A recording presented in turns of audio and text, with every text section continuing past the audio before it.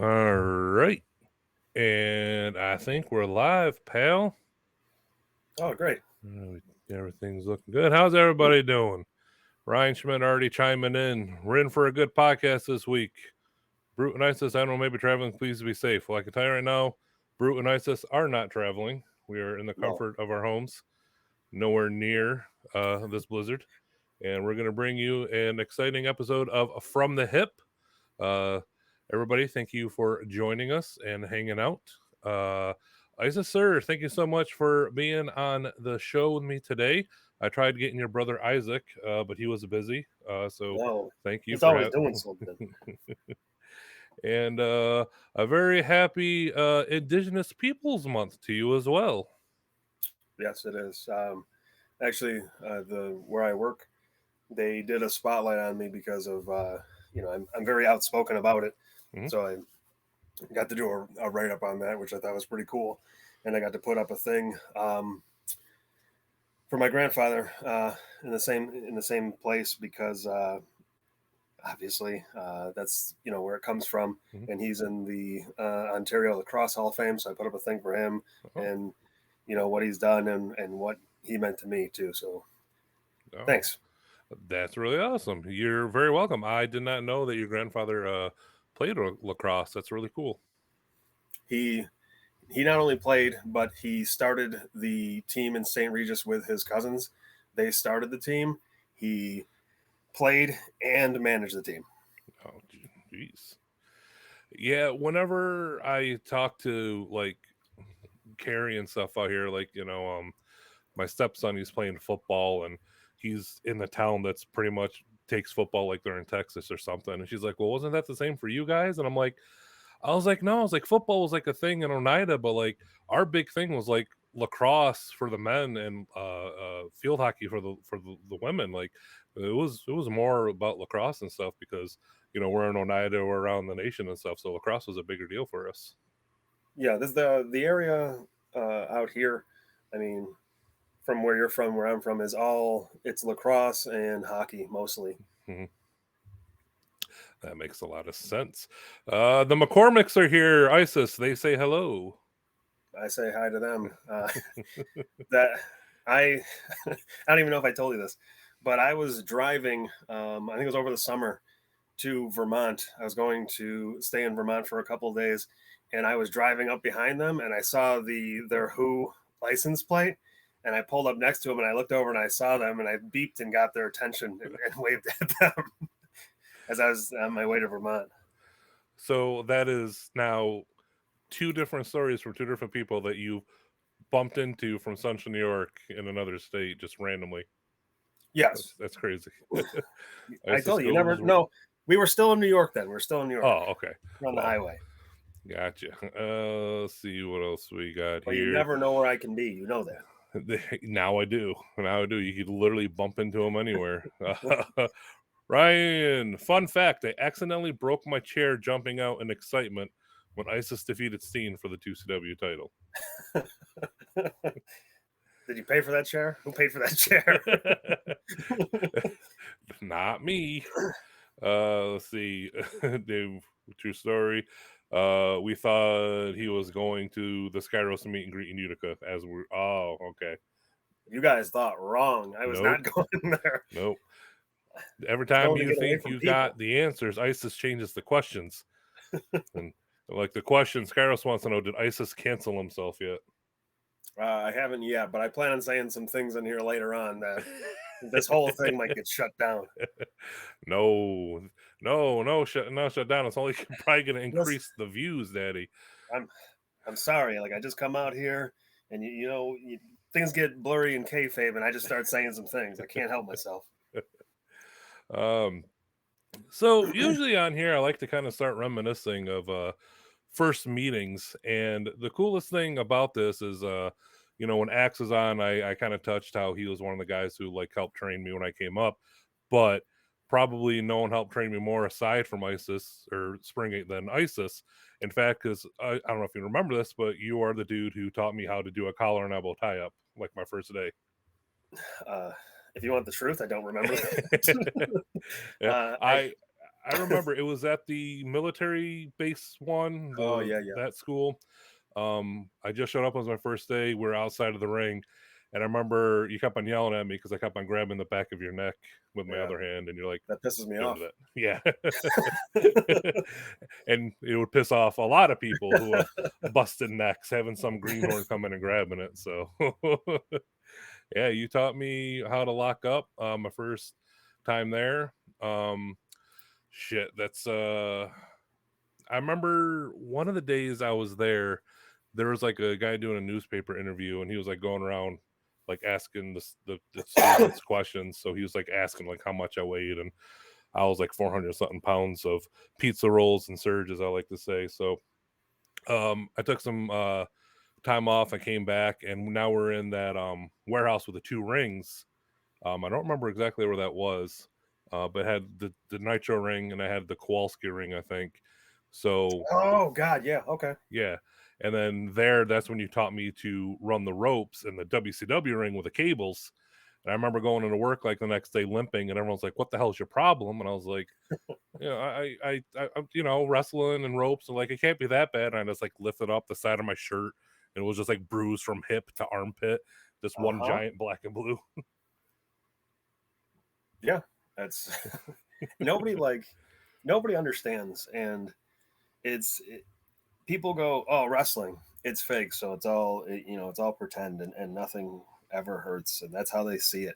And I talk about it all the time. Where I'm like, you could go out there and you could dead ass punch someone right in the face, and I swear to God, one person in the crowd will go, "Oh, that's fake," and it's like you you show the people who are around you who think it's fake all these things that you've gotten because of what you were doing, and it's like I don't even know if it fully registers in their head how much of a toll that it takes on your body. It's obviously I take a lot of offense to it now because of um, being out of everything from being on everything completely from November 3rd to 2018 to March 19th 2019 because of the brain injury I had. And they I had a concussion. They went and they looked, they found a lesion, and I had to go through a lot of stuff. They retaught me how to focus my eyes and everything like that. And I'm like, and people go, "Oh, somebody must have messed up somewhere." I'm like, "No, that's just what happens. Like you you're falling all the time, and like you're doing it on purpose, and there's people who just don't understand that that is like a physical toll on your body every single time you do it. And I mean, even you yourself, think about from training to all the matches you've had, how many bumps have you taken, like legitimately? I, Can you count? Is it no, even, it's not even, no, you know not you can't even even in get my to. later years where oh, I'm a big guy here. I'm only gonna bump like at the end of the match. Even taking that into account, just so many bumps. Just the drills were because the best you could do is get your body as accustomed to that feeling as you can, so it sucks less. Yeah. So like the repeated bumping, the running in place and bumping, the bump and feeding, the leapfrog drop down, just like anything that just was just a bump. And then if you didn't get it right, if you're I remember doing hip tosses, I was like decent getting it, Yeah. but like the arm drags, I was one of those guys who kept on going around instead of over. So it would Yeah. be like, no, do it again. No, do it again. And Yes. you're just coming out of that corner, feeding your arm and going until you got it right. So It was a lot of repetition and training alone, and that's not counting starting out. You're the young guy, you're the small guy, you're taking most of the heat. You only got like 2 moves to your name, so you're taking more than you're given. So yeah, shitload of bumps. Yeah, and I have 2 spots on my back where my shoulder blades are, like circles, that I have nerve damage in both of those spots, that like I can't feel like the outside where the skin is from like hitting over and over again, and that's from doing it the most correct way you can. That's not from messing anything up. That's like doing it right gives you that. Yep. And I've told this story a few times of a couple years ago when I was wrestling Slick, and I was sitting, my ass was on the top, so feet are on the middle, and he was supposed to come up and give me a hurricanrana, but we were in that armory in Albany. It was the middle of summer. It was like 100 something degrees. We were blown up and fucking sweating, and Slick's like, nope, I'm giving you a T-bone instead. So now I'm like trying to jump over him for the suplex instead of the hurricanrana bump. I took just a messed up bump, and ever since then my back has been messed up. And now if I walk, like if I'm like at the store with my wife, if I'm going anywhere, if I walk for too long, it'll like start giving me this throbbing pain in like my left ass cheek, like it permeates all the way down to there, to like my tailbone, and I'm Yeah, just like, I can't walk anymore. you gotta get your pelvis adjusted, Danny. Oh, is that what that is? Yeah, Yeah, I keep saying I need to go somewhere and get an alignment done because my back and neck is totally shot. I'm a pelvic adjuster. In case you didn't know, so I got an ad. Isys Ephex pelvic adjustments. I've been giving them out for years. I'll have to sign up for one of those. Ryan wants to know what's worse, the ropes or the cables. For me personally, I'm gonna say the ropes are probably worse because I think you kind of get used to the cables at some point, but ropes are always like hit or miss when it comes to hitting them with like how loose they are. I don't know if you agree or if you got a different preference. Cables are usually there for you, like they're stiff, so they're there. Mhm. I will tell a story about actual ropes that I only ever tell in the school for training people. If you'd like to hear that, Yeah, let's hear it. So when you go over the top rope, when you're thrown over the top rope, if this is the rope, my finger here, your body goes on it like this and pushes it down, and then it springs you over and it throws you over the rope. Like that momentum carries you to the outside. Now ropes give a ton. So I jumped up on it. I was maybe just a little bit too high, and they give so much that you go down to the second rope. Well, my dick got caught between the 2 ropes when when it That happened to me at the school. and it throws you out and it pulls. it's not the best ever. That'll never happen with cables. Cables don't give enough for that. Does that happen to you, Pun? No, that happened to me at the school when the come-alongs broke. So it was the cables, but they were so loose that I did that one in the drill, and I went over and my balls got caught in the bottom middle, and then it did just that to me. Huh.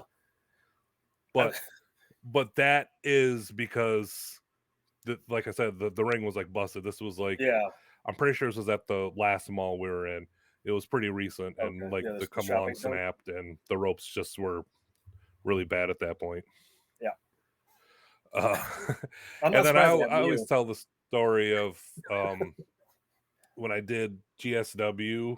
This is probably the first time I wrestled in one with ropes, and it was they bought it from Johnny Rod's. It was his old boxing ring that he turned into a wrestling ring, so it was stiff as fuck.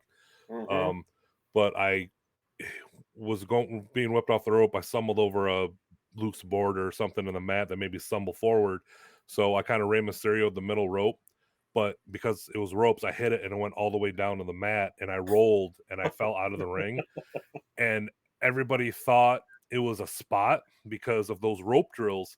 For everyone who doesn't know, like we go through the ropes forwards, through it backwards, over the top forwards, over the top backwards, till it's drilled in your brain. So when I went out, my arm instinctively hooked that rope, and I rotated and I landed on my ass instead of my head. and it was just like I said, it's because it was the ropes and they sagged all the way to the bottom. There was no catching me at all. Yeah. I hate that ring. I like going down there and working with those guys, but that ring was so goddamn stiff. Yes. Yep. The New York car, we used to just like mainly when I wrestled Kevin a few times, but we'd like come up with matches where we'd either bump once if or none at all. We tried to have matches with like as least bumping as possible. Yeah. I get it. I try to have those now, but when I tag with Skyros, I end up doing all the bumping. I don't know where he's is to be found. That's not how it's supposed to go. Skyros, what was wrong with you? He's a big vetoer. that won't work for the Moonlight Sun.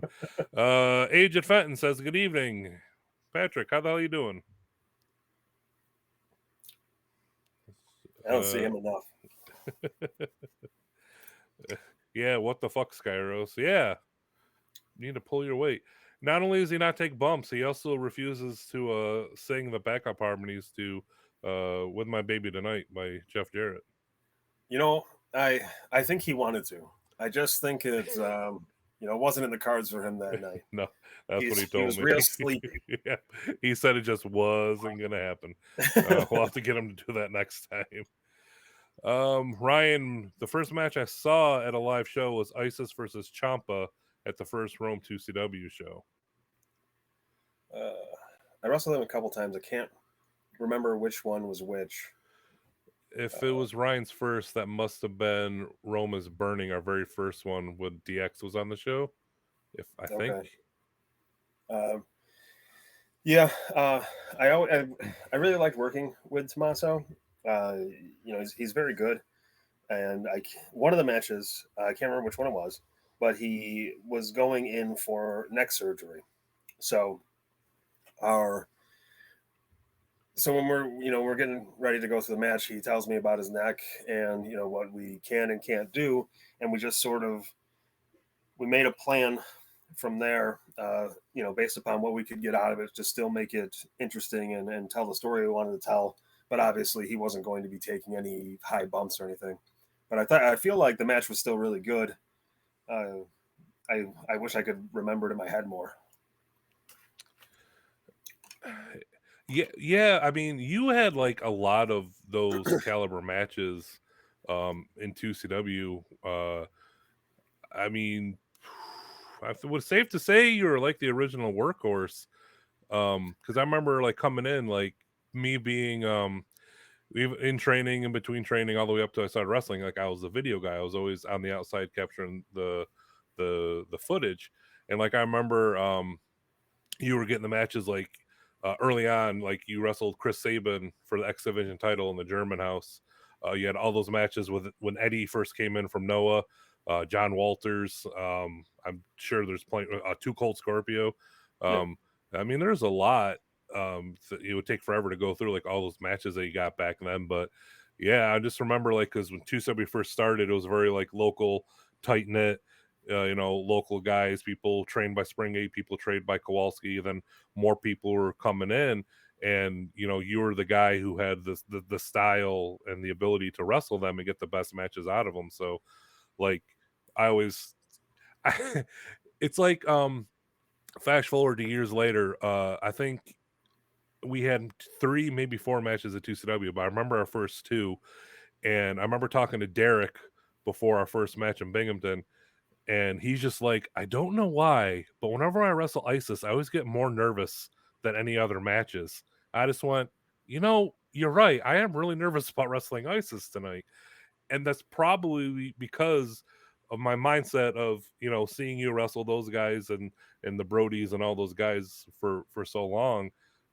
This is kind of like where I put you mentally and shit, and having to live up to that is a hell of a task. Well, that's very nice of you to say. But I think you're talking Loca Derek, right? Yes, yeah, Loca. Okay, he got nervous with me, and I know why. It's because I always hurt him. That's why. I swear to God, I hurt him every single time. it was never anything bad, but you know, it was always something. And you know, I don't know if this really plays into it or not, but because I love him, I think he's great. He's Mm. yeah, we would always talked about if there was one person who you could pick to walk your sister home from school, it would be him because that's the kind of guy he is. Um, but when the UWA was around, you know, a million years ago, uh, Loca used to come to those shows, and there'd be, you know, 6 to 12 people at those shows. It was very tiny, and he and you know he was like a huge fan of mine for whatever reason, and he used to bring like a not like a boombox, but something to play the music on, and he would like play my music from the crowd in this boombox, and like that was how I met him, and then I wasn't at the school for a while. Springate and I apparently tagged for too long, so we had to stop talking to each other, and, and I was away for a bit, and that's when he started training for wrestling during that time period, and then I came back and everything was fine. Um, but it's a I I couldn't even tell you the last time I didn't see him as a peer, and you know, and a friend to think about him as one time being a fan of mine. It's really weird to go back in my head Mm. and think about that and look at that. I can imagine that. It's kind of like I was talking to somebody. I was talking to my wife. We're just talking about like years about stuff, and I kind of mentioned that like by the time like 2CW closed down, like 2CW was like 1/3 of my life between training and like videotaping and wrestling and stuff, like based on my age. So it's Yeah, like I can't even really remember my life like before like 2CW and stuff, which is weird because now the people who I'm always like talking to and interacting with are like guys like you who I met through wrestling and through 2CW. And it's just really weird that it's just because one day I'm making a bowl of ice cream in my apartment and I hear DX's theme song playing, and I go in the living room and I see the On Center commercial, and that one commercial like changed my entire life. Like, you yeah, know, because of that commercial I went to Japan, I wrestled Raven, and I got like friends and colleagues and people I look up to who I didn't even know existed yeah. until after that. It's just really weird when you think about it like that. I mean, without that, you wouldn't have, uh, you know, fallen in love with watching Taz wrestle and then getting arguments with him on Twitter later. That never would have happened if it wasn't for that one commercial. You know, it's funny because I was when I was going through stuff about us, I remember talking to you one time about Taz at the school, and I remember like we're talking about stuff, and you're just like, Taz is okay. He's good at what he does. And I Yeah, just was like so insulted. I was like, Taz is amazing. What's wrong with you? And then years later, I'm like, yeah, he was good at what he does, and that was about it. Like, yeah. I mean, I see I'm it now. also like my tastes are, you know, very different when it comes to wrestling. Like I have guys that you know that I just think are great, and obviously my favorite wrestler of all time is Lou Thez, and you know, he's the be all end all of me of how you act as a wrestler and how you present yourself as a wrestler. And you know, a lot of people like because you know, whenever you go out in your regular life, people are always like, "Oh, who's your favorite wrestler? You've been wrestling for blah blah blah, or you used to wrestle, and who's your favorite wrestler?" And I'm always like Lou Thez, and they're like, I don't know who that is. I have no idea who that is." And like, you know, to me, he's the greatest world champion of all time, but you know, nobody knows who he is. It's just, you know, we all have the things that we like a lot, and like, you know, now modern, I really like. I love Kaz Fujita, who wrestles in Noah, and he fought in Pride, and he was IWGP Heavyweight Champion for a while, and you know, I love him because he's the real deal. And like, if you watch him even today, where I think um, he might be, I think he's 51. I think he's 10 years older than I am, and you watch him and he's still wrestling today, and you can tell that things don't work as well as they did. But when he gets on the ground, because he was such a good shooter, and he's like, you know, it's like 20 years drops off, you know, his mobility, and he just starts working again. And you can tell when he's in the ring with a guy he just does not respect. You can see it like all over him. I think even, as recently as maybe a month or two ago, I was talking about this with Skyros. He said, "Did you see the thing with Kaz?" And I said, "No." And he was wrestling some guy who was like talking big shit, like he was a shooter. And I'm like, Kaz Fujita is like old Ironhead. He's the one who almost knocked out Fedor, like wobble legged him. And the guy was, talking, and I guess Fujita just laid into him and like put him down, in a pro wrestling match in 2022. And I'm like, it still exists in places. It's still very much what it once was if you're looking in the right places. Yeah. It's like people, they'll if it's not like who's your favorite wrestler, it's another like top question is like, oh, who's like the most famous person like you've wrestled or been in the ring with or something like that. And like, I always tell them like, well, I guess that depends on like what you know or who you know in wrestling, because like I could tell one person, because my go-to, the answer is probably, I don't think there'll be anybody I'll ever share the ring with that's more historic or a bigger deal than the Great Muta. So I'm Yeah. always like, well, it's the Great Muta. And they're like, I don't know who that is. And I'm just like, it's Hulk Hogan of Japan. Like, imagine if I got in the ring with Hulk Hogan. I guess it'd be like that. They're like, Yeah. oh, okay. But then if it's like some person, I'm like, oh, DX. And I'm like, oh, that's so cool. Right. But obviously, there's not many people who can say they've been in the ring with the Great Muta. So that's always going to be, I did wrestle Raven once. So for me, that's a big deal.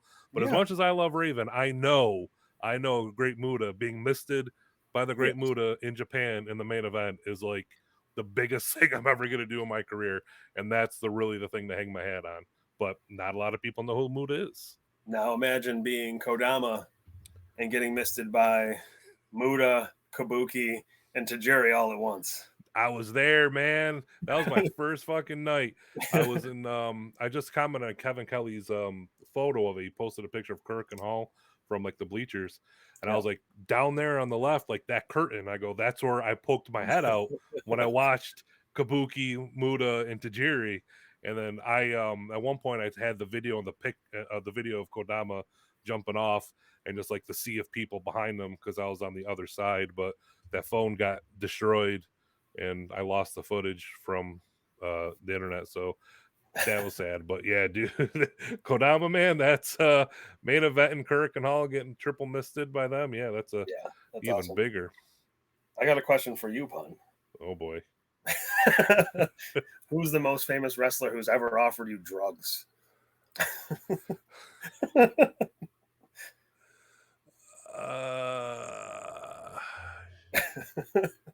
I'm trying to think.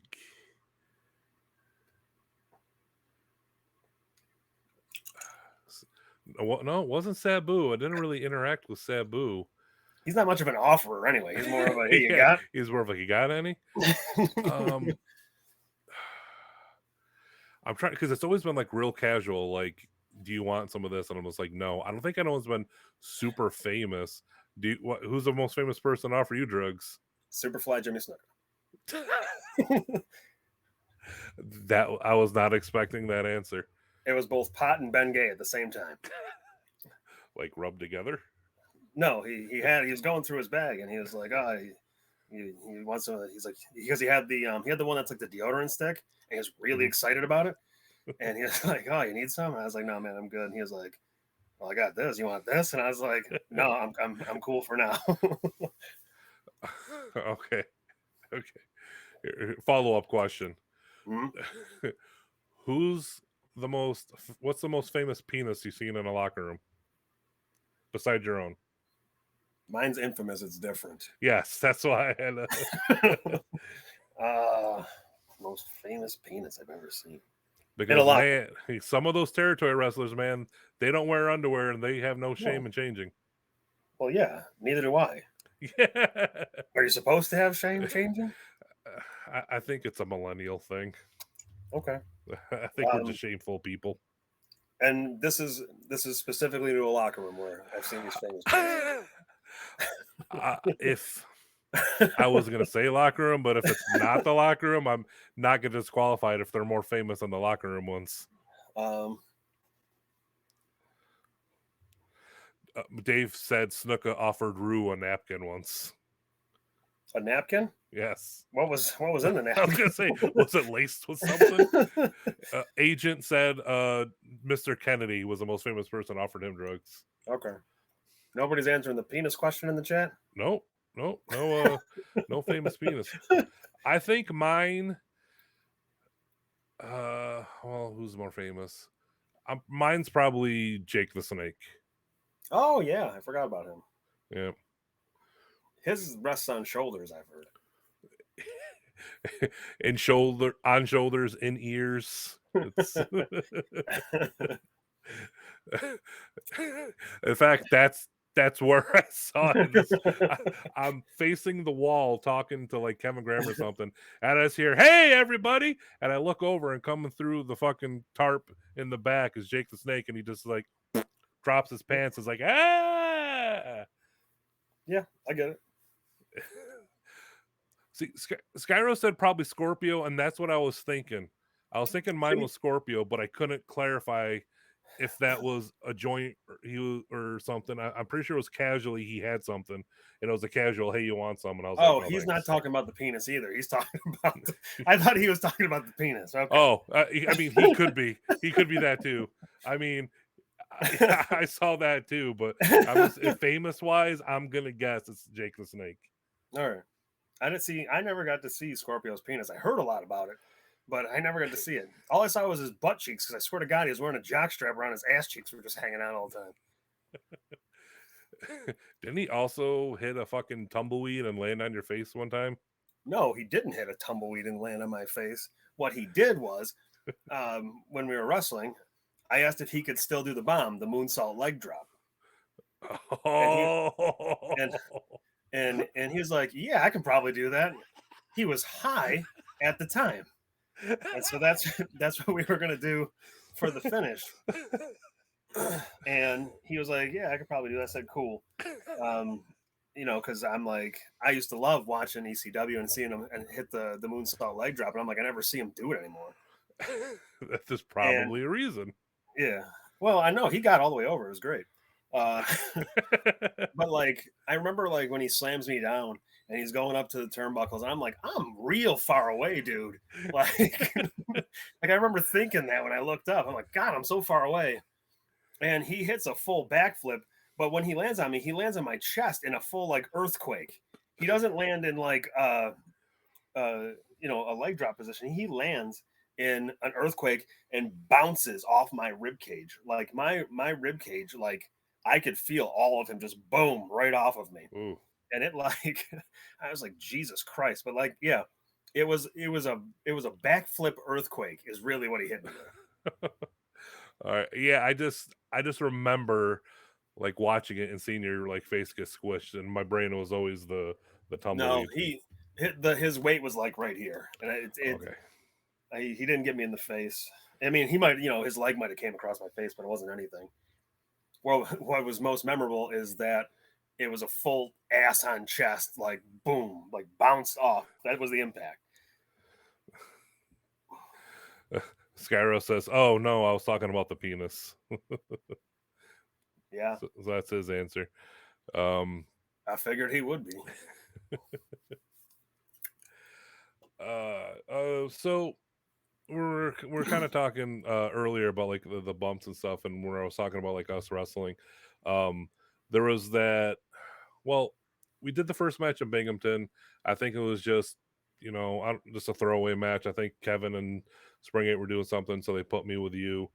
And then we didn't wrestle again later until Utica in the tag title tournament. Stop. Oh. The Binghamton match with you and I? Yeah. You know what pisses me off about that match so much? Do you remember the lockup spot? Oh, the good, the bad, and the ugly? Yeah, we were going to do the good, the bad, and the ugly. We had the whole deal. It was like, it was such a good idea. Yeah. And like, because obviously, if anyone knows the good, the bad, and the ugly, those guys stand and stare at each other for like 10 minutes.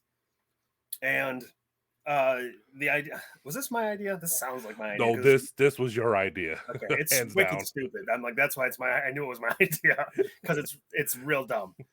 But like, what was supposed to happen was we stand there and we get ready to lock up, and we stare at each other until it's fucking uncomfortable, right? Yeah, I remember But the crowd. The crowd was just like, "Do something already." that's the thing. Once it got uncomfortable, the music was supposed to hit For the Good, the Bad, the Ugly, and then they were supposed to get it. But I think this is almost definitely a Moose was doing audio. 100%. It was 100% Moose. I Yeah, remember and the aftermath. and fucked up the whole deal. I even Yep. wanted Trades to come down and throw a goddamn tumbleweed through the ring to like really put the exclamation point on it. And like, it was a dumb thing that I think would have been amusing that like people would have got had the execution been there. Yeah. Instead, we just were, stuck with our thumbs up our asses staring at each other. People could hear that there was a little bit of audio coming, but they couldn't tell what it was. No. And that was like, it was one of those lost things that nobody ever got to actually enjoy because it wasn't executed properly. But I was not going to let you get through that match and go right on to the next one without talking about that. Okay, I do remember that. I remember the finish was Kevin Graham assistance. It was a fucking hangman with a stun gun back roll up gimmick. So just standard affair aside from like that fuck up. Yeah. But I was going to talk about this next match because we meet again the second time, 1-on-1, Utica, New York. It's the just the heavyweight title tournament because Steen took the belt and ran off. And I'm mentioning this because at this time, I don't know why. You might have to explain why, but this is the time where you kept hounding me to start doing the blonde bombshell. And that night, you're like, you're going to give me the blonde bombshell. And I said, the hell I am. And then Josh is like, what?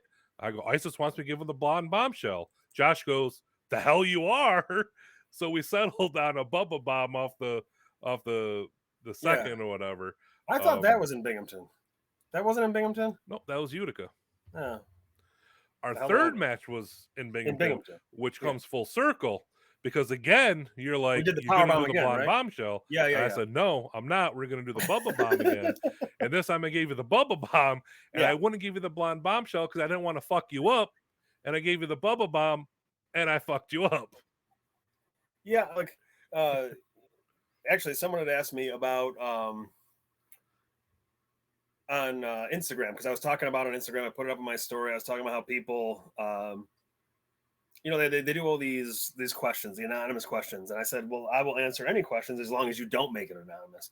I was like, I want you to, say who you are when you're asking these things or say who you are, because it's like, I think that interaction between people is important. I think when it becomes anonymous, people will say more, but you lose how meaningful it can be because you don't know. And there's a lot of feelings wrapped up in those things. And I just had someone ask me the question about my toughest match ever, and it was two things, and like actual in-ring toughest match ever was probably that one, because like just like when my head hit and you give me the bomb and my head hit, and like the next thing I know I'm on all fours, and I think you remember me asking this in the locker room. I was like, how come you didn't pin me after the power bomb?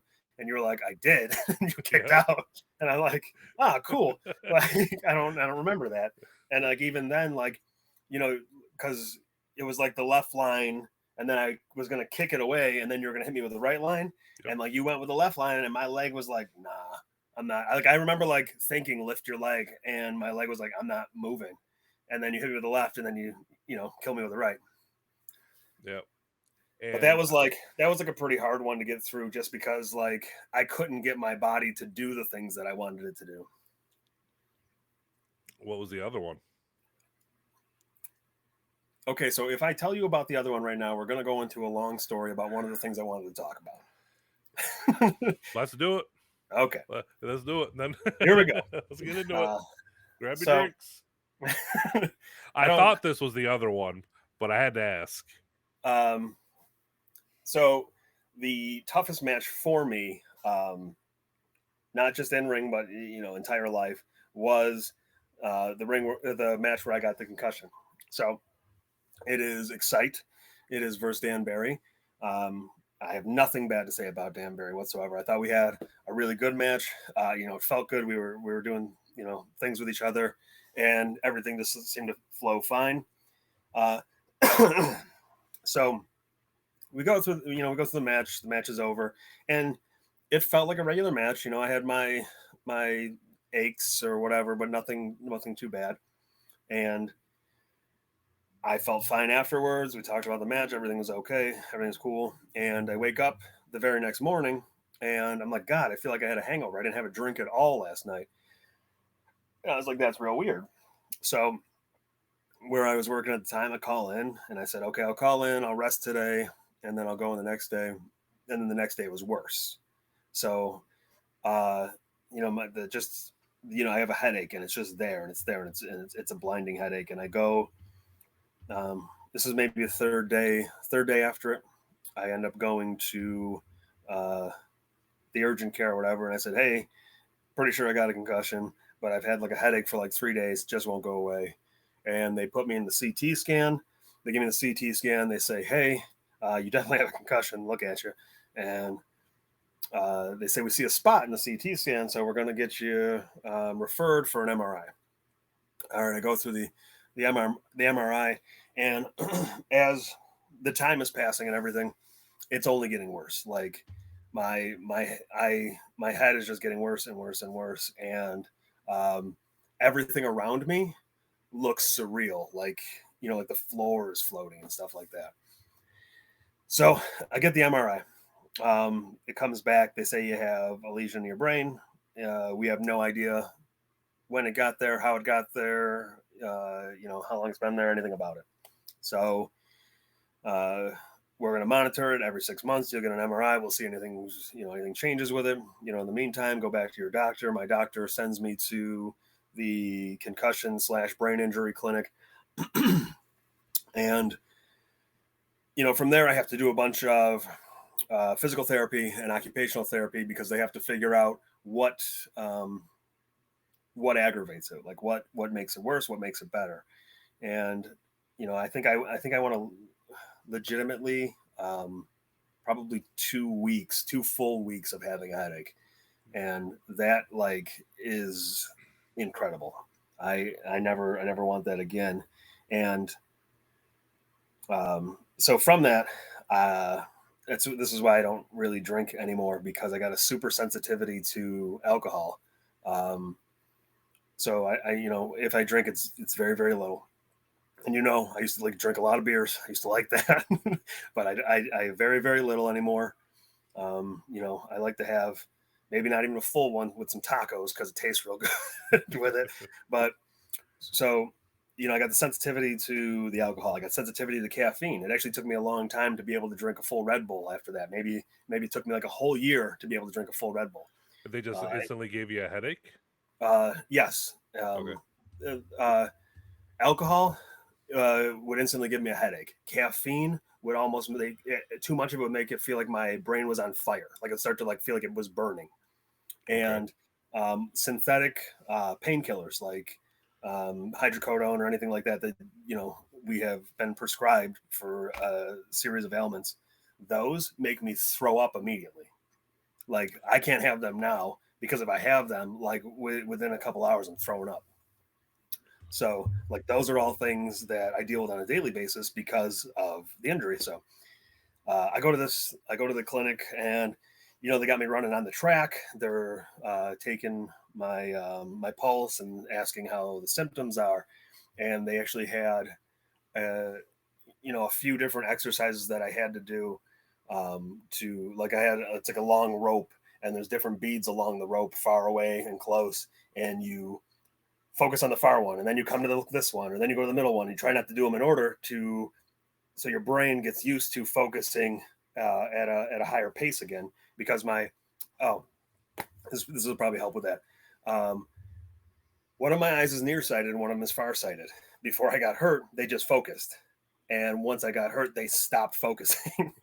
So that's why I had to learn that. And there's a big board with all these lights on it, and you try to watch where the lights are, and then you have to be able to tell boom, boom, boom, where the lights are.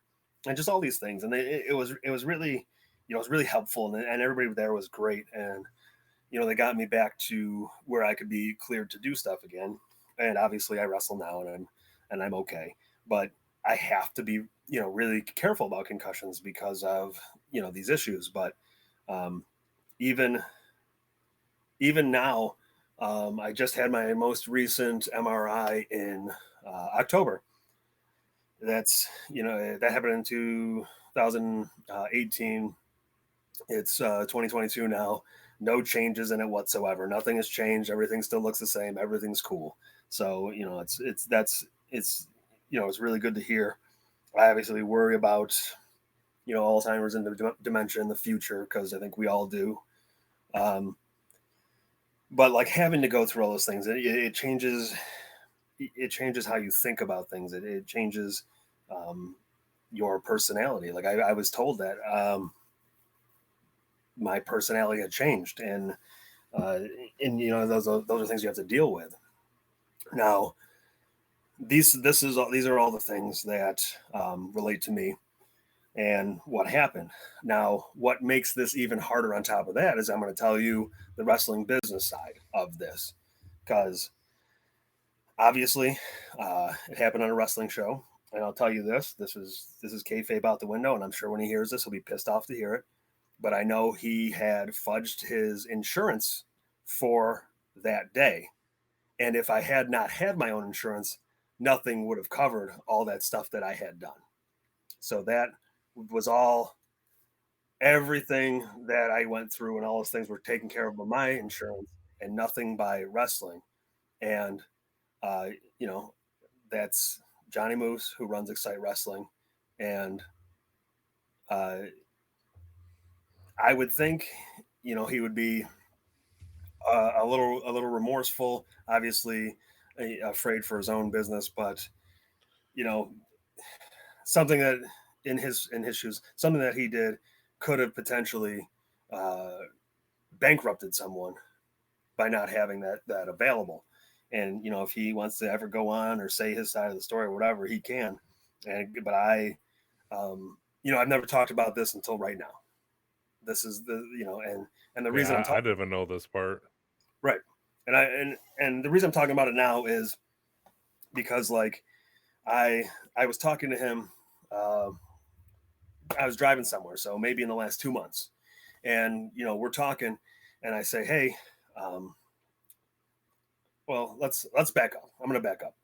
Okay, so when I'm coming around, I'm getting ready to wrestling again. He's like, oh, I'll book you again. I want to make it mean something, and blah blah blah. And of course, that never fucking happens. It never happens.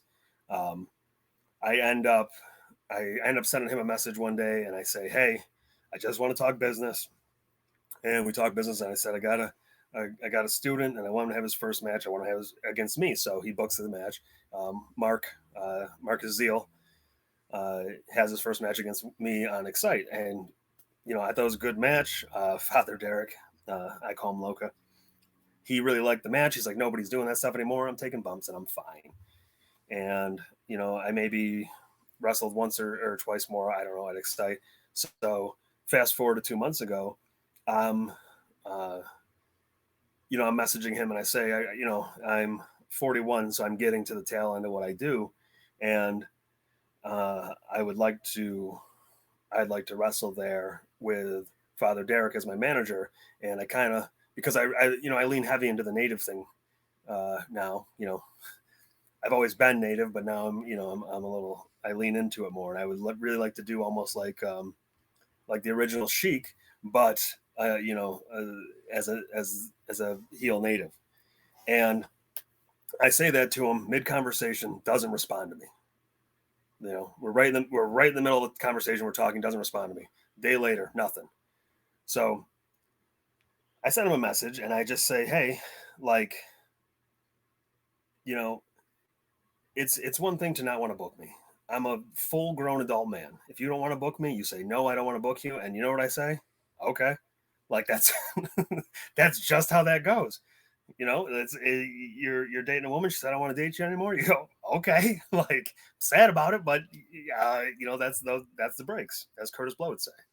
But to not respond in the middle of a conversation to me means that you don't respect me as a fucking human on this planet, that you can't just respond to me. My time is no more important than your time, and your time is no more important than my time. All you got to do is say yes or no. But if you don't have any respect for me after what has gone on, to at least respond with a one word response, then I I do a lot of things in spite of myself, and I probably haven't made it to as many places as I could because I'm an asshole. But but Preaching to the choir. uh, if he sent me a message today, I don't want to talk to him because I legitimately gave so much of myself on it to wrestling and on one of his shows that it put me out of everything for 3 months. And you don't have the respect for me as a human on this planet to respond to me, then I don't want to talk to you. I don't want to deal with you. I just it's all done. And you want to, if you talk about some of the hardest match in wrestling for me, it's that, because then you get to see who these people really are, to the point where you have someone who knows what you went through, and knows that I had to take care of it all myself because he couldn't take care of it from his insurance, and then to just completely not respond to me, that's that's all done. There's nothing there. I would, if he called me up tomorrow and said I apologize for that, what I would say is I acknowledge your apology, but we have nothing more to talk about. He could call me up and say, I used to joke with him about booking me with Minoru Suzuki because I really like him. And if he called me up tomorrow and says, I got you booked against Minoru Suzuki in February, and it's, you can have $1,500, I would say, I can't do that because you don't respect me as a man. And it's in spite of myself. And yes, I'm giving up the money and something that I really want to do, but I still have to stick to the principle of what I went through, and then to be so disrespected that I will not allow myself to take that from you. And hey, if I saw him laying face down in a ditch and he was going to drown in water, I'd still roll him over. But that's one of the things I want to talk about here. And we came into it, and that's my story for that. All right. Well, seeing how this is from the hip, now I'm not gonna say that my story is on par of yours as far as, you know, what was caused, what was lost, and all that. But I can say that, uh, I was steadily working Excite for a while, and Moose and I had like this falling out, and I was like down with him. I was like, "Fuck this, I'm done. I'm not doing this shit anymore." And we got into like this fight and shit, and I was just done. I was like, it ain't fucking worth it. So one day he shows up at a show in Pennsylvania and tries to shake my hand. I tell him to fuck off. It's the only time I've ever told anybody to fuck off and try to shake my hand. Like, I was still so pissed. But he apologized and he did all this shit. And so I shook his hand. I came back and, things are like honky dory or whatever. So this is about the time he was doing the international title. And this started the stuff of empty promises. It was supposed to go on Alexander James, I think was the first one, but like I was supposed to end up like taking it the second one.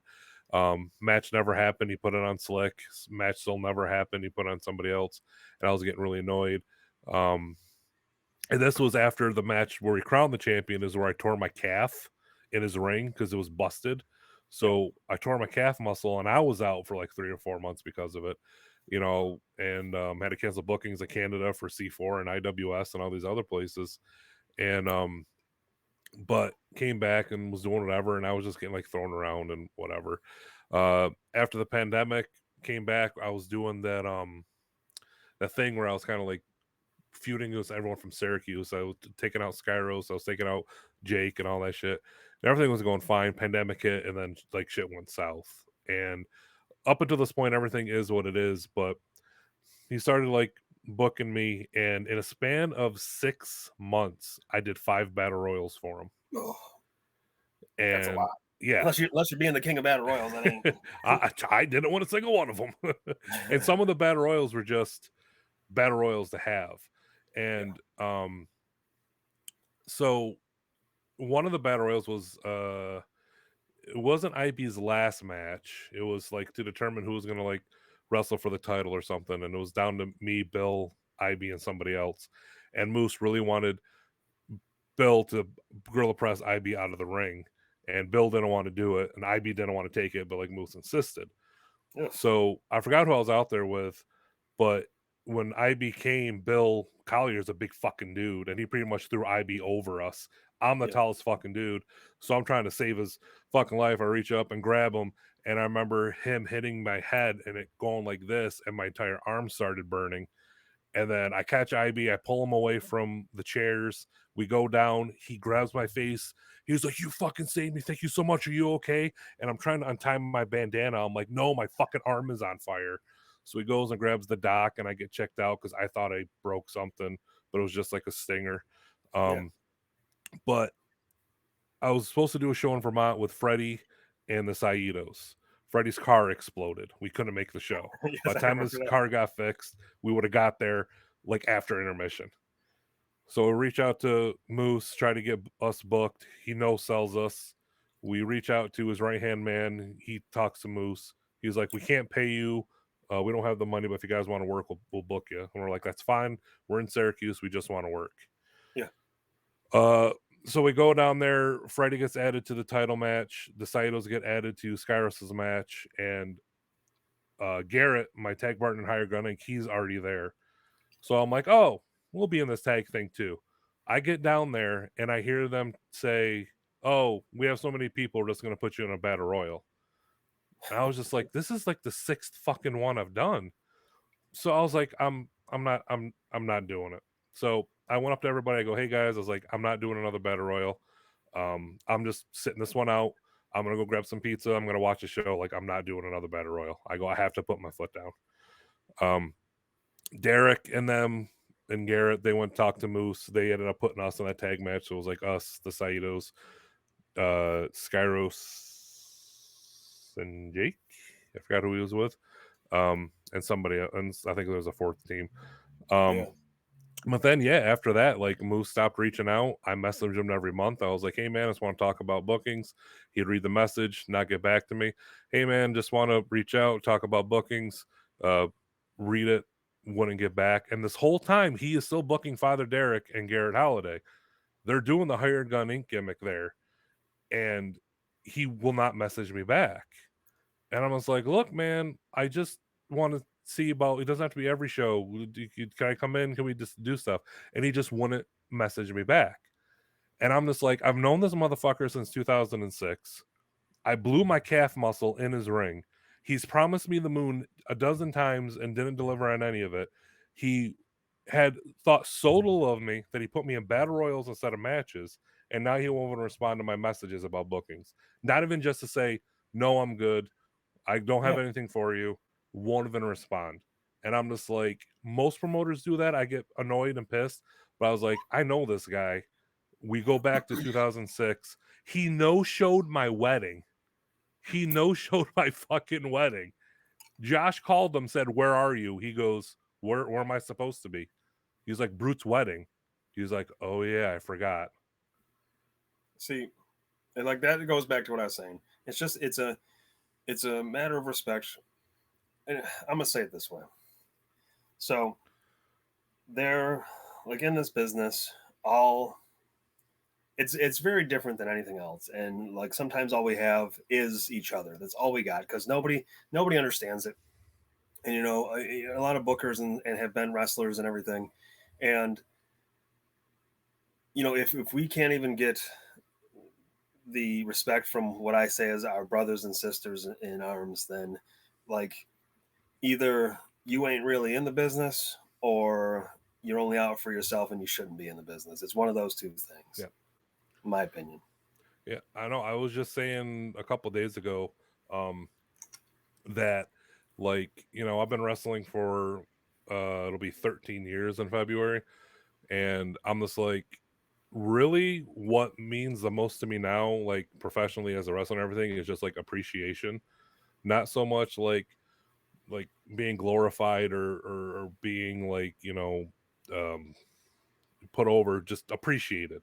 because I was talking about when I do Daddy Yeah tapings or even their events, or if I go to Flower City, you know, they have made a point to come up to me and thank me for what I did for their show, for their students, and for being there. And like you've done the Daddy As, obviously you're the Mhm. one who started bringing me in there, but there's school shows. There's the same thing with Flower City. There's school shows. There's a lot of students, so typically you're going to work newer guys or the local guys, and a lot of times I'm coming in, and even if it's like a squash match or whatever, I'm still given a task. We want this guy to look this way so we can do this with him. Can he do this for us? Yes. Okay, you're working these guys, but we got to get this over for him. Can he do that? Yes. And I give him a good match. I teach him some shit because I've been around the block, and I do something. And they'll come up to me, shake my hand, and thank me for what I did. And they appreciate it. And that means more to me than anything. Yeah. So, like, you fucking breaking your brain, me tearing my calf, like, just want the appreciation of, like, you did this for me in my ring. Yeah. Can I at least give you the dignity of an answer, of a response? You don't got to fucking put the title on us. We don't owe us a fucking stone cold push, Hey, but like, you just ex- show it, us that, treat us like human beings, and be like, I appreciate you enough to do this. respect me enough to say no. Yes. That ain't so hard. Yep. Respect me enough to just say no to me. Yep. And And I don't think that's too much to ask for. no. And you talk about Daddy Yeah, and I the only reason that I am still wrestling is because of Mikey Evernight. Uh, and Daddy Yeah. I have no issue saying that whatsoever, because I was ready to completely quit wrestling. This is the other thing I wanted to talk about. So we're here, so let's talk about it. Uh, but I was ready to completely quit wrestling altogether, and I felt like it had finally gotten to the point where it had passed me by and it had become so much of something else that there was no longer a place for someone like me in it. And uh, I had I think I had a couple things left, and that was it. And I was going to wrap up after that. And one of them was Immortal, and I did that, and I had fun with it, and it was what it was, and I moved on, and I went to the last one, which was Daddy Yeah, and I went there, and I really enjoyed it, and I really like talking to Mikey, and he is someone who is in wrestling. So when you're talking to a guy who's booking a show, who was a wrestler and understands wrestling and allows you to explore the things that you want to explore in a wrestling ring and with who you are and in promos, and he gave me exactly what I needed to not uh, pack it up, because like it's funny because I am a Tampa Bay Buccaneers fan. I have been since I was little, and uh, Tom Brady has played for 23 seasons in the NFL. I am on my 23rd year of wrestling. Uh, he, he said he was going to retire last year, and he's all done. And I was like, okay, we played the same amount of time. I guess I'll pack it in too. And he said he was coming back, and then Mikey came along with Daddy Yeah, and I said, okay, fine, I'll keep doing it then. And as and obviously he's much better at what he does than I am at what I do, but it's just one of those funny things. And so now I will tell you the story about how I got to that point where I was ready to say that it was all over. And I'd always I'd always said, when I talked about people talk about retiring, I said I was never going to retire. I was just going to quit one day, and that would be that. It's not the same thing. But because I said I would never just stop wrestling. I said when wrestling was done with me, that's when I would be done. When it was done with me, I'd be done. And I think, like, I am 41 years old. My mind for wrestling, I think, is better than it's ever been. Um, I am bigger than I've ever been. I am stronger than I've ever been, and I probably look the best I've ever looked at 200 pounds now. But it's hard to get booked when you're good in wrestling these days. But so Skyros and Corey Jackson and Ting Shi were all going up to Test of Strength. And I want to say right now that Test of Strength, I think, is a fantastic place for guys who are doing their thing and starting to get out there. And it's run by Slick Wagner Brown, who I absolutely love and have been around my entire life, and I don't have a single bad thing to say about him. But this just happens to be where this thing happened. And so we go there. It's going to be a 3-way. It is me versus Corey Jackson versus Ting Shi. So two of the guys that I coach all in a 3-way together. They're baby faces. I'm a heel. So I come out and this. I wear a headdress now, and I think I was even wearing my chest piece that day.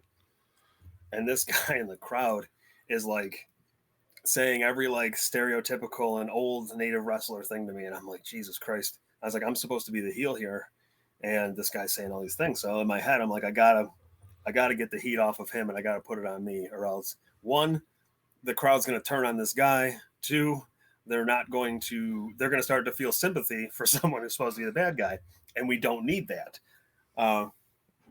So what I do is I go, okay. If we're going to be racist here, let's talk about you people. And I point at Corey and Ting. Now you know the you people statement. Everybody goes, oh. So I'm talking to Corey, and so I say the you people thing, and the crowd groans like, oh, and I go, no, you misunderstand me, because every internet discussion you've ever seen where somebody says something racist, their next comment underneath is about how you don't understand me. What I'm really saying is this, and they dig the hole deeper. So I said, well, I'm going to dig this hole all the way to the ground. And I go to Corey. I said, something about calling him a no-gooder, but I hold the N long, so it gets in people's brains, right? And I said, no, he's no good. He's always doing these things that people shouldn't be doing, and I'm playing on that. And I said sometimes he dresses up at night in all black and he's a ninja, and I hold the N. So people are like, so people are starting to like, they're getting riled up because they know what he's doing. I'm like, no, you don't understand me. This is just things that he does. I don't know why you're mad at me about these things. And Ting, I haven't gone into Ting yet. And I was like, you know what? Out of the 3 of us, if you take the 3 of us, you know what? The real chink in the armor is Ting. Ting is Asian. And then they're like, oh my God, like I can't believe you called him a chink. I'm like, no, that's not what I said. It's a phrase like the weakest link. Like you're misunderstanding me. And I'm doing these things to bury myself. And the entire crowd is going, beat his ass. So I got him, right? Yep. That's what we do. And I say, nobody here can understand me. So I'm just, I'm going to sit out of it. I'm going to sit back, and I don't want any more misunderstandings. You two go ahead and wrestle, and I'm just going to be back here. So they lock up. I hit them both. So as soon as I hit them both, they run like a tag team, shine on me. And the crowd goes from chanting beat his ass to being really, really pissed off to cheering, because now the bad guy who was saying horrible things is getting beat up. And we do the whole match. And I bump out and I sell into the crowd because I want to see, because they're going to run their spot, but I bump out and I sell into the crowd because I want to see how really upset they are. Because if they're really, really upset, once I'm close to them, that's when I'm going to be able to tell. Because, I might get stabbed or something. So that's what I'm hoping for, right? But, they're withered or whatever. And we have our whole match. And, of course, like, I do something dastardly to win and everybody boos, and that's that. So, to me, that was, like, the most amount of heat that had happened that night. So, as of right now, it sounds like normal wrestling stuff. bad guy, said bad things, and got beat up for it, but then cheated to win. Mhm. So maybe he'll come back next time to see the good guys win.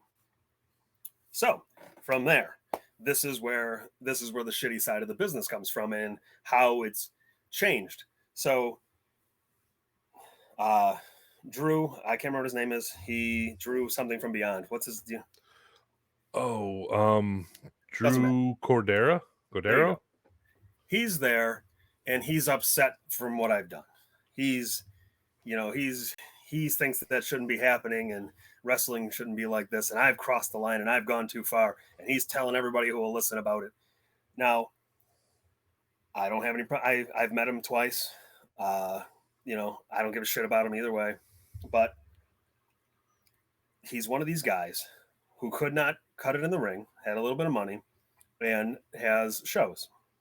And the reason he has shows is so he can book people to be his friends and everybody can kiss his ass. I don't think me saying that is anything people are going to disagree with unless they love him. But that's who he is. And I won't kiss his ass. And I think that's known. So he's got a problem with it. He complains to Wagner. And Wagner comes up to me and he says, "Hey, man, because of that, whatever." I said, "Wagner, I don't give a shit what he thinks about me. And if he wants to be mad at me, he can be mad at me all day long. I don't give a shit. But if he's mad at you, now we got a problem because that's on you." And legitimately, I'll say this on here and I don't have a problem saying it. Wagner is a black promoter and black promoters do have it harder. So he has to toe a line a little bit more because that's the nature of how horrible people are. And he runs a company who is predominantly people of color, which I think is great. But people have a hard time with it because people are awful. So I said, I'll handle my business if it's going to hurt your business, kind of thing. And we had that talk and it was good. And he goes, I know. He's like, "I know who you are, and I understand that when you're out in that ring, you're a bad guy who's doing bad things. So to me, if I did what I was trained to do over the last 20 years to perfection, and a stupid fucking promoter who thinks he's more righteous than anyone on the planet, I can't. He's one of these motherfuckers who you see all the time pointing the finger and saying, "Oh, they shouldn't do this and they shouldn't do that." I can't wait until he gets found out for doing some shit because those are the same dudes that are always getting caught doing some shit. But he could not do what I do, and that's why he's spending money to be a promoter. And he does not understand wrestling at its core. My job as a professional wrestler is to elicit emotional responses from complete strangers. That's what we do. It said on the wall, I think in Florida, that personal issues draw money. And you know what is a personal issue? The amount of racism in this country today. And I will go out there and I will choose to put myself in the line of fire to get people so mad at me that they want to kill me to get those baby faces over. And I have no problem doing that. I will absolutely do it. But so everybody having to think about that. There's the next day. I go home and I'm like, I'm whatever. I'm like, I still think I did a good job because I heard the reaction. I know how it happened. I also know what I was doing with drawing the heat off of someone in the crowd to put the heat on me because that's what I'm supposed to do also because I don't want to be, a heel who's getting sympathy. So that's all fine. Obviously, nobody asked Corey or Ting about it because they were in the match and they would be able to respond accordingly to say that, no, we didn't have a problem with that. And it made sense. But the next day, I don't know who it was, but somebody's saying, "Oh, they should never book this guy again. And there's no place in wrestling for someone like this and blah, blah." It's probably the same guy that was calling me all the goddamn things himself. And they're saying all this. And then, so I'm like, you know what? If what I do and I do it to perfection isn't what wrestling is anymore, then I'm done. I got no place here anymore because everything that I was trained to do is not valued. Skyro said it was the same guy. Uh, there you go. Shocked. The most racist motherfucker in the crowd against me is the one who doesn't want anyone out. Yeah, because he wants it all for himself. He's like, no, everyone else can be racist. I'm the only racist. But You stole his like, heat, Daddy. yeah, right. But and then Sky Rose goes back there, and people in the locker room are giving him a little bit of hard time, saying, "Oh, your trainer there is saying some wild stuff," and I'm like, and Mike is like, that's not who he is. That's like being pissed off at Leonardo DiCaprio for being a character in Django. You know what I mean? That's It's funny you should say that because I don't know if you saw it, but last night I introduced my wife to Blazing Saddles for the first yes, time. yeah, Yeah. And, she's sitting there and she would just hear the dialogue and she would laugh and be like, Mel Brooks, you can't say that. What are you doing? Ah. yeah, Like she got it. But yes, that movie was from like what, 1978? And yeah, like knowing who it is and who it's come from, and even you saying the Django thing, I was talking to her about it. I was like, well, do you know Leonardo DiCaprio, like he was like he didn't want to say these lines, like he went up to like Jamie Foxx is like, I'm uncomfortable saying this, and him and Samuel L. Jackson are just like, shut the fuck up and say it, this is just Tuesday for us. Like yes, we right, don't care. yeah, So yeah, like I definitely get what you're saying with that situation, you know who you are and what you're saying in the ring. And hearing what you said, I mean, I'm a freaking 30 something year old white guy. I know I don't have a fucking dog in this fight whatsoever, but like I didn't think you crossed any line or said anything bad. That sounded like a Saturday Night Live sketch. right. I mean, to me, it wasn't terrible because there's certain lines I won't cross Right. because of how I feel, and I think that anyone who knows me knows that. But there was one more part about it that really upset me. And I talked about it with Wagner, and he said to me, he goes, I'm sorry that it had to happen. And I said, Wagner, I'm not sorry that it had to happen. It's something that I needed to happen to know, where people really stand and really and where it is today. And if there are people in the back who don't understand that a bad guy says bad things in the ring, then they need to not be in the back. They need to be buying tickets. And one of the things that really did it upset me a lot is it still does. So I am very light. Obviously, you know that. Like I have blue eyes and I have light skin and I tan, but my dad is German, French, English, and Scottish. So he is very light. And my mom is Mohawk and she's very dark. But I got all of the light, my sister got all of the dark. And there were people in the locker room who said they couldn't tell why I was wearing that headdress anyway. And I being told I'm not dark enough to represent my heritage that's actual real racism. Hmm. Those are people who have real thoughts that I'm not dark enough to represent who I actually am. And there are people who are going to yell at me for saying bad things as a bad guy. And then it's okay to then say to me, you're not, well, okay, they didn't say it, but the way that they said things is the representation of I'm not dark enough to wear something of my heritage. So that is legitimately that was it for me.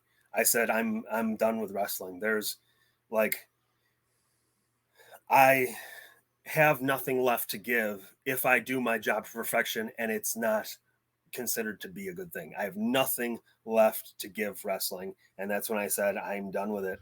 But because of Mikey, because of Daddy, because of him understanding what wrestling is, and I go out there and as a bad guy, I lean very heavy into the natives thing, and I'll go out and I'll say I'm sick and tired of seeing these pale faces every time I come out here and things like that.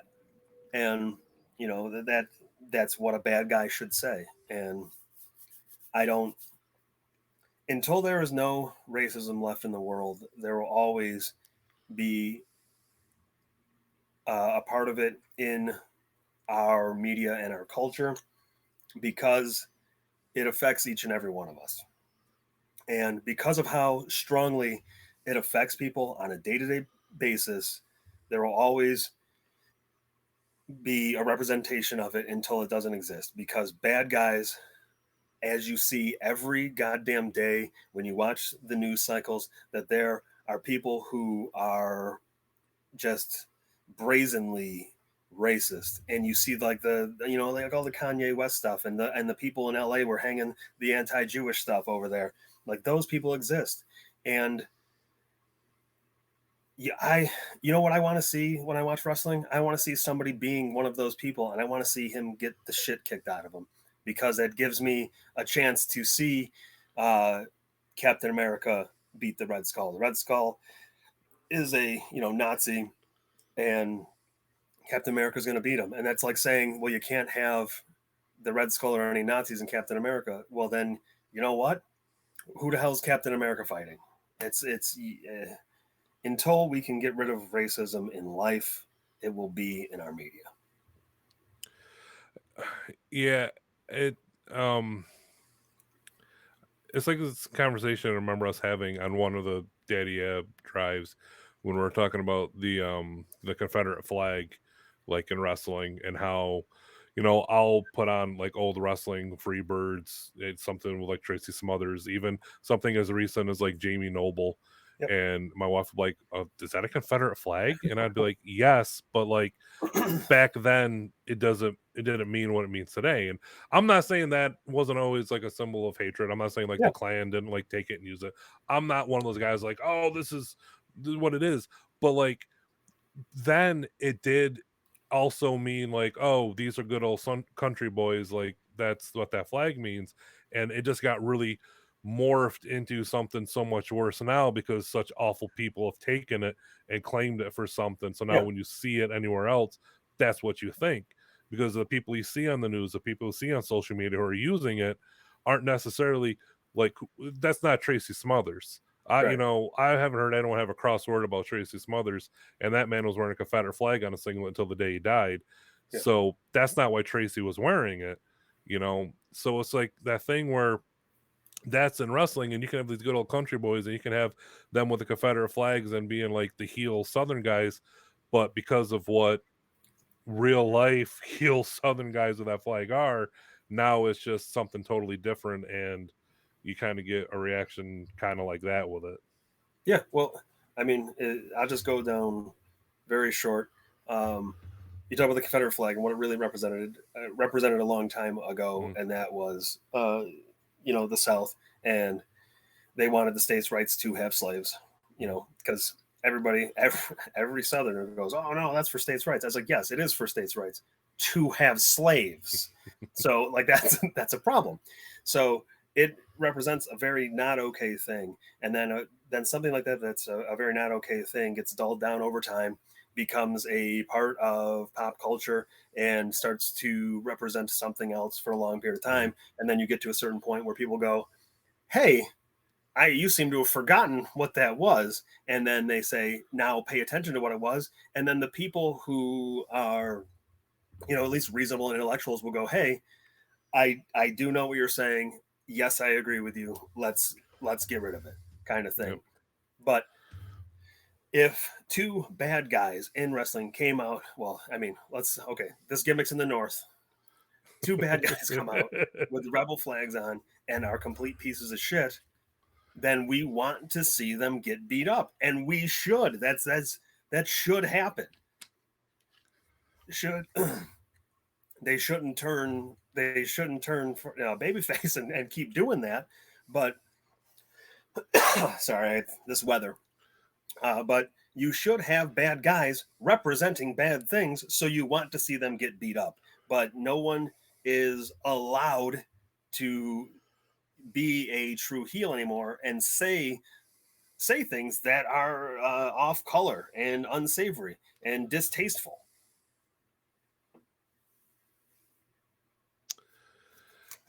Yeah, and well, like you said, there's kind of like a line, like you don't want to cross that line, but like it's kind of like that line that a moral person won't cross. There's like a line before that, that like people don't want wrestlers to cross Yeah. that like in between area. That should be okay, or at least understood, I guess. You know, it's it's like back in the day, like World War, like in the fucking 50s and shit, there was still Nazi gimmicks in wrestling. Hmm. You know, the Von Erich and shit, and Yeah. it is what it is. But yeah, I guess just now, just because like you're saying, as long as like racism is as big of a deal as it is, if there's some guy who has to go to work and deal with it, he's not going to want to deal with it in wrestling. But like at the same time, if they don't cross that line of no return, Yeah. then there's a difference between being a heel and being a horrible person. Yeah. And I think that everyone who goes to any sort of outlet where it's movies or TV or wrestling in this case, you want to see the triumph of good over evil, and that is what we're selling to them. And if you don't have true and real evil, then the triumph over them isn't as sweet when it happens, and you need to have that there. Yeah. I was just telling this to my wife yesterday or today. It was one of these days. Um I was talking about my match I just had with Fulton in Utica, and he was just on TV and he was just kind of wondering about the heel face dynamic and how we should do it. And I was telling him, I was like, well, my hometown's like 35 minutes down the road here. I'm typically a face and there's usually some hometown people. So, I might get like the baby reaction, but, you might too, sort of Yeah. thing. So, we kind of called it where it was just kind of be like this back and forth thing. There wasn't really going to be a heat or a shine. It was just going to be two big guys like colliding, and then he would get up for a bit, and then I would get up, and then we'd go back and forth instead of having like the shine and the heat and stuff. And we're getting going, and we're getting going, and then in the beginning, like right between the beginning and the middle, the crowd is kind of, I don't want to say dead, but they're quieter than we thought they would be. And Fulton's just like, it's not working, man. We're gonna have to like slow down and we're gonna have to like do this. And I'm like, you're right. So Yeah. like I grabbed Fulton, I put him on the ropes, I started choking him, gouging his eyes, yelling at a fan. I let him go. I grabbed the ref and pull him. Derek comes over and starts choking him. Like I start wrestling heel. Like Hmm. I started doing heel shit. I you know was getting heat, and then they started getting loud again. Now they're getting behind Fulton because now they want him to come up and do all that shit.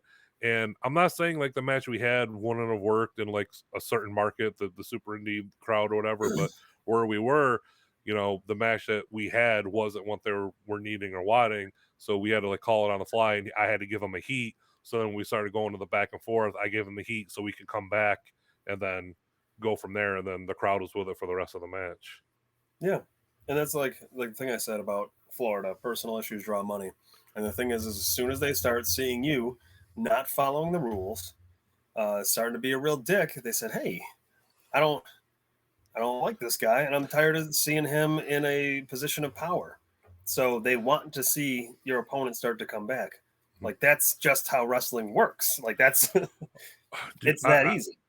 I don't know if I've ever like talked to you about this, but like when Derek started training me and I started doing that Messiah of old school gimmick, Yeah, a yeah, lot of places didn't get it right away, and some of them like ended up not really getting it at all. But yeah. when I went up to Canada, C4 and IWS, they didn't really get it, but they were like giving me a chance to run with it. But Yeah. at the same time, they were both very vocal that they didn't want me to bring Derek. Like they didn't want to have a manager. They don't like having managers. They're like, we Huh. don't really like managers. We don't like having them here. They get in the way. Like, so I was talking to like C4 about it, and I was just like, I really think he would get over, and I think this would be really good because I was feuding with Space Monkey at the time, because they were like, oh, he's the antithesis of what you're against. We can do this feud, and it did, and it worked. Yeah. So I was talking to the guy, and he was like, is it really that important to you? So like I started telling him, I was like, look, this guy helped train me. He helped me get to Japan. I go, I owe him for a lot. And I go, he's retired. He's wants to this manager thing. It would mean a lot to me if I can bring him. because up until that point, we were working local, New York indies, Pennsylvania indies. We weren't working the crowds like you would get in C4 that are massive and vocal and reacted to everything. So same thing with IWS, and I had to talk him into it. Yeah. And Derek came in and he did his thing, and he got so much fucking heat because he would interfere. He would be getting the gimmick over talking about Cornette, and he would just because they were super indie, so they didn't want to hear about Cornette, but he was telling them about Cornette, and he was costing monkey matches. We get to IWS and he's like giving sermons, and people are like trying to kill him. And Yeah. after both fucking matches, when he was up there, both times the promoter came over and went, "Wow, he's really good. He really got over." I was like, "I told you." Oh shit. Dude, bringing Derek into those matches, man, having him cheat, having him do the shit, and then, you know, every time we'd always build up to it. And that fucking Bobby Heenan or Harley Race bump he would take. Biggest Yeah. fucking reaction of the night. It's him getting fucking bumped off onto the apron and shit. Yeah. I think he's very good, and he very much serves the purpose of a manager in a time where what a manager does is lost. That is legitimately that's why I wanted to do, and I still do. I just don't, I don't know where it is yet, but it'll be somewhere. That with him as my Gary Hart to me being the Sheik, and I think that dynamic, or like when Gary Hart had Kabuki, I think it has the same flavor, and I think that he would be really great in a position like that. It's just a matter of finding somewhere to do it. Yeah, that's what I always called them, my Harley to my Vader, like always like that. Dave McCormick, I hate cards that have inexperienced managers in every match. Very shindy. Father Derek is a legit highlight of every show he's on. Oh, The dude gets fucking over every time. I feel like we talked for like an hour. Were there any comments during the hour that we missed, or if somebody wanted to know something? I don't know. Let's see. Let me scroll through what we got. I know sometimes when I start talking, it can go very long-winded. I get that. Let's go back up here. This wasn't. Mark says, I can never pronounce his last name. The good Mark. Your first match, Mark. What? Azil? Marcus Zeal? Azil, yes. Yeah. He said, I've never seen anyone drink an energy drink slower than Isys. Oh, Jesus Christ. Well, if he watched the beginning of this, he knows why I do it. But Yeah. yes, I do drink them slow. I would say I got one of the. I were at practice a couple weeks ago, and I got how they have the regular Red Bulls, but you can get the big ones. Yes. I had the big one. He's like, "Oh, it's gonna take you all week to drink that." And I said, "Jesus Christ, I get it, Mark." Well, yeah, he wants to live. Let him sip it. Agent said, "What? A promoter faked insurance papers? No." Yeah, I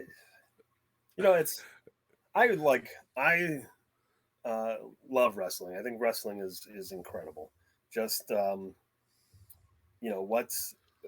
what people are able to do with their bodies, knowing the trauma that you put them through to tell people a story. I'm like right now. I have wrestling on behind me. It's behind the screen here because I just have it on. I keep looking up at it every once in a while, see what's going on. It's Killer Carl Cox and Giant Baba right now, just so you know. But like it is a incredibly interesting thing that you have people who probably couldn't exist in any other form of life and not be in prison somewhere, but they all get to come together and do this thing where they tell these stories of the body, and their brains for this one thing just work in an incredible capacity.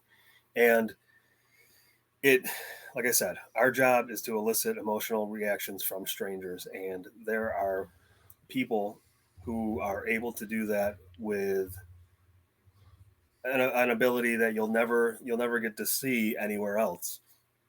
And all that they have to do is put their body through incredible trauma for years and years and years to be able to fulfill this thing that we all love. It's just wrestling is to me is it's a very special thing, and people throw it away too often because they say, oh, it's fake, oh, it's soap opera for guys. But what it is a core guttural uh, reactions to like real genuine emotions of what is going on inside you, what is going on inside the people in the ring, what is going on in society as a whole. It all gets put up on a giant billboard and gets to play out in front of you. And what else gets to do that in a format that is live and interactive and happens every single week? Like back in the territories days, they were in towns, the same towns every week. But now, at least you see it on TV, but it's always in front of live audiences. And it's just, what else does that? Yeah, I've always said, like, when I talk about pro wrestling with people, I always say that pro wrestling walks such a thin line that weeble wobbles that it could be whatever you want it to be. It can either be your sports entertainment or your entertaining sport. Yeah. Like, however you see it, like, that's what it is. So if Mm-hmm. you're one of those dudes who are like, oh, you say wrestling's fake, but movies are fake. I like watching the Avengers, so I like watching wrestling. If Yeah. that's how you're going to watch it and enjoy it, like, you can do that. But if you were going to watch it and you're like, holy shit, like these holds, these moves, like these skills, and you can appreciate that as well, like, then it's there for you too. So I always tell people, I don't understand how you're just going to like belittle it or just flat out ignore it when whatever you're into, you can find that in wrestling and Yeah. you can find something to enjoy. And on top of that, you will find other people who enjoy it too. Yeah. All the people love getting together fucking Sundays for football games and cheering on your favorite team or going to the bar and doing that shit. You can do that 52 weeks a year with wrestling if you wanted. Some of Yeah. my greatest memories are me and my friends getting together after work one Sunday a month and ordering the fucking pay-per-view. And this was like after this is when I was like started training and wrestling was like really shitty. Like there Yeah. was no WCW, ECW was done. It was just WWE doing whatever the fuck they wanted. The ruthless aggression era was over. But even though the wrestling wasn't the greatest, man, we got some pizza, we got some wings, we put it on, we had some fun together. We him and hawed, we cheered, we booed, we rolled our eyes, whatever it was. It was fucking great. And Yeah. those are some of the best times. And even going forward, I was gonna say this earlier, like two times where I really loved watching wrestling was the one time when we're up staying with Teddy Goods for that top rope like triple shot weekend. Yeah. We're hanging out in his living room. And it's like you, me, Freddie, Derek, him, and whoever else was around, like staying at his house, and we're watching old MSG Yeah. matches, and we're watching the Iron Sheik wrestle some enhancement guy who sandbagged him on a suplex. So he did the camel clutch on it, right? He Yeah. bent it in half. Well, some of the fucking camel clutch kicks out his heels. So Yeah. he just wrenches back. And you just see the Sheik just tongue in cheek going, just grinning because he knew he just fucked this guy up. And we all popped so huge because it was like so awesome. Yeah. Yes. And then the other time was more recent than that. I think it was obviously before I moved to Rochester, but it was that training was done. We came over to your house. I think we grabbed some like subs from Wegmans or something, and we watched some Georgia Championship Wrestling. And we just spent all night fucking watching Buzz Sawyer coked out of his mind, taking like the most insane bumps ever. Yeah. When he did, was that the one he did? He does like the reverse suicide dive through the ropes, Yep. like that. Like that's his bump. Yep. He's only wearing one knee pad, and we can't figure out why. So it's like, oh, that's where he's keeping his coke. He just keeps probably. reaching in there during the match.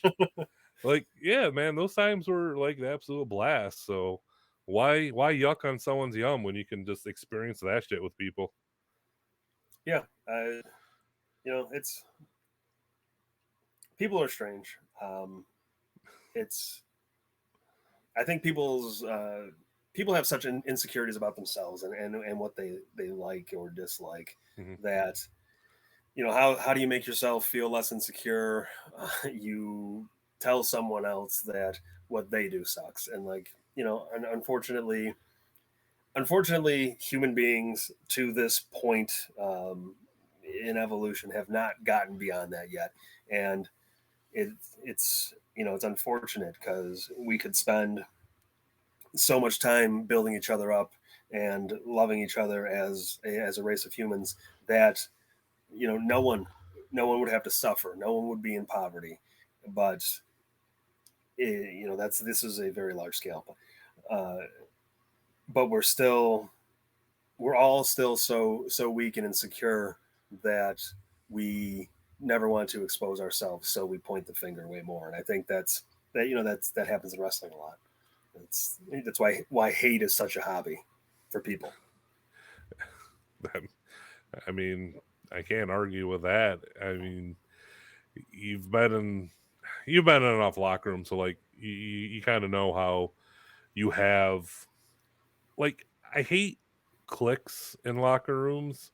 Like I've been in some locker rooms where I don't want to say like it's been like bad, but like it's like you just get in there and you almost feel uncomfortable. Like it's just got a weird vibe to it, and it's not very open and welcoming. And you're just like, man, this is weird. And either maybe everyone's just keeping to themselves because they don't want to, maybe they got heat with somebody, or maybe they just don't like or know somebody, and it's just it's so different to when you got a locker room where either people know each other more or people are more outgoing, and you'll walk around, you'll talk, you'll interact.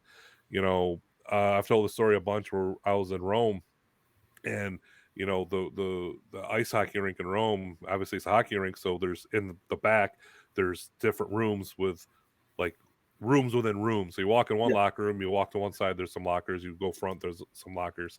yeah. And being a superstitious man, I always get my same corner locker that I can sit in because it's a fat man locker.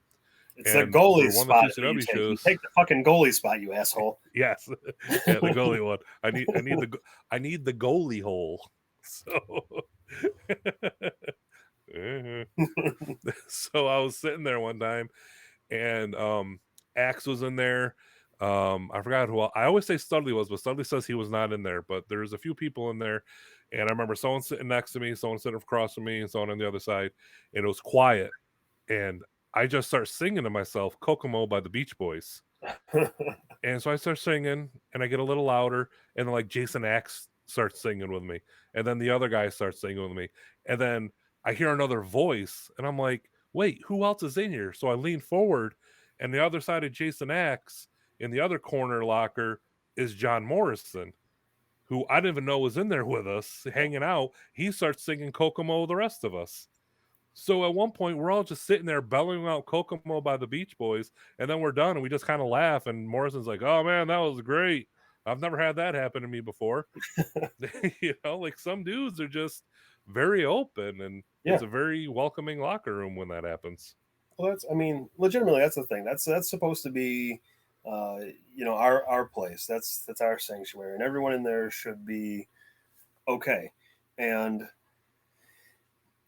you got guys from all different walks of life. You have guys from all different levels of perceived success, and once you're in that locker room, you are all one of the boys, and or Yep. should be one of the boys, and that's really how it should be. That's why we don't allow other people in, because that's for us. Like, that's just for us. And whether you were on TV last month, or you're a guy from the 80s who, like Jake the Snake, once you're in that locker room, you're all just one of the boys, and that's how you should be treated and treat each other. I think, not everybody likes Jake Roberts, but I feel like he was so comfortable in our locker room because nobody treated him like, uh, he was fragile and untouchable and he's a star. He was just one of the boys that night. Hmm. So it allowed him Yeah, to remember what it's like to just be one of the boys. And sometimes that's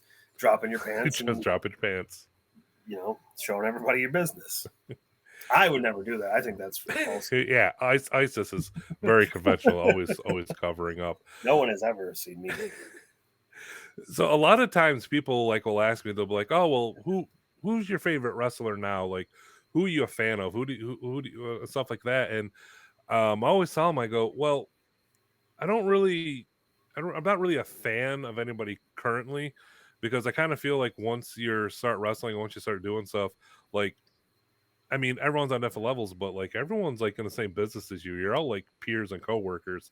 So Yeah, like even though like I may have never met somebody on TV or something, like I want to say I'm a fan of them, but I enjoy their work.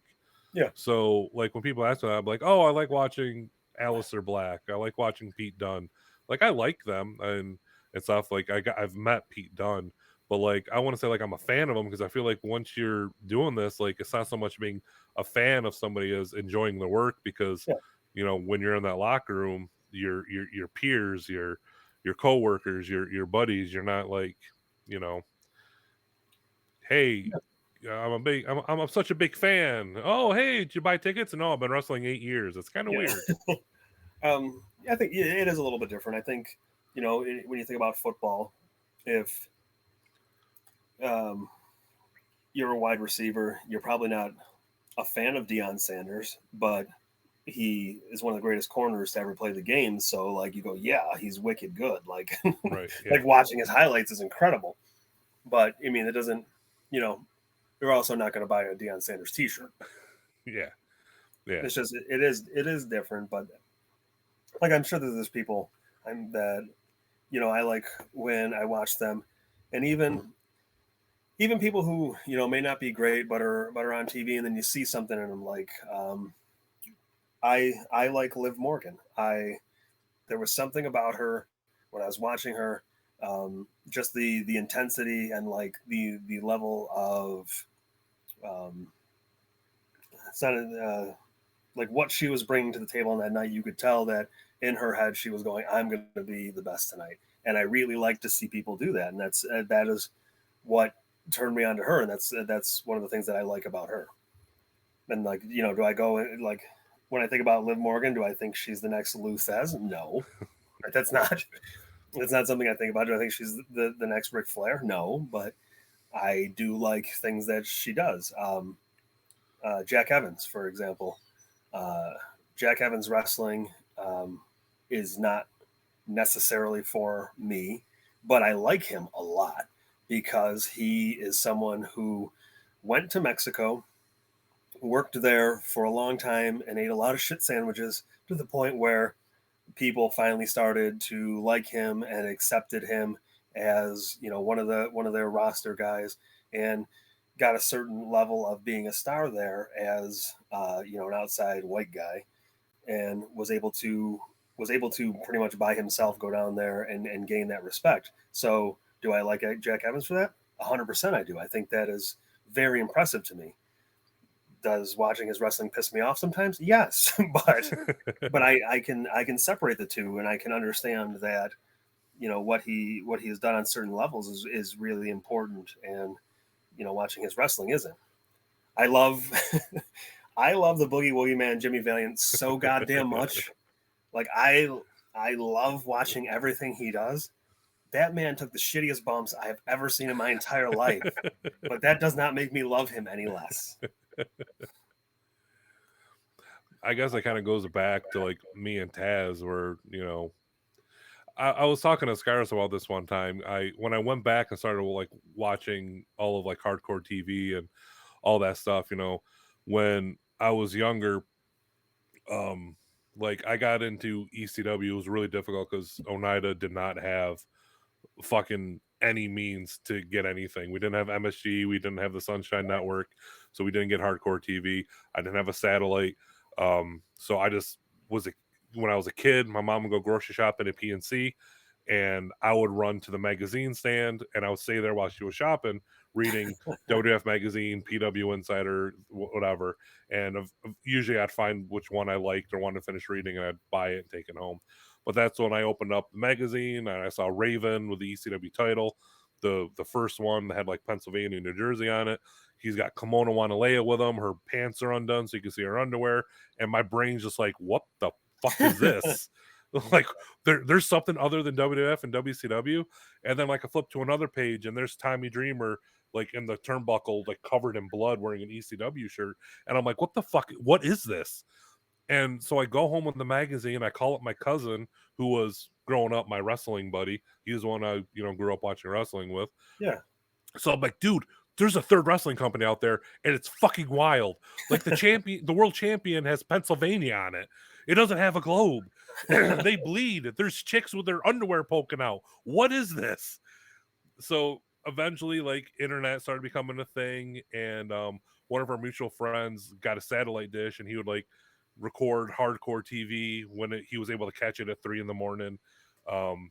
They started like getting the pay-per-views dubbed and recorded and switched, and we started buying them, and then finally got on TNN and shit. But like my first real like live was when they invaded Raw, Okay. before Barely Legal, and I was already like super into Raven at this point because he's the first one I saw. But once I saw Taz wrestle Mikey Whipwreck, I was like, this dude is so fucking awesome.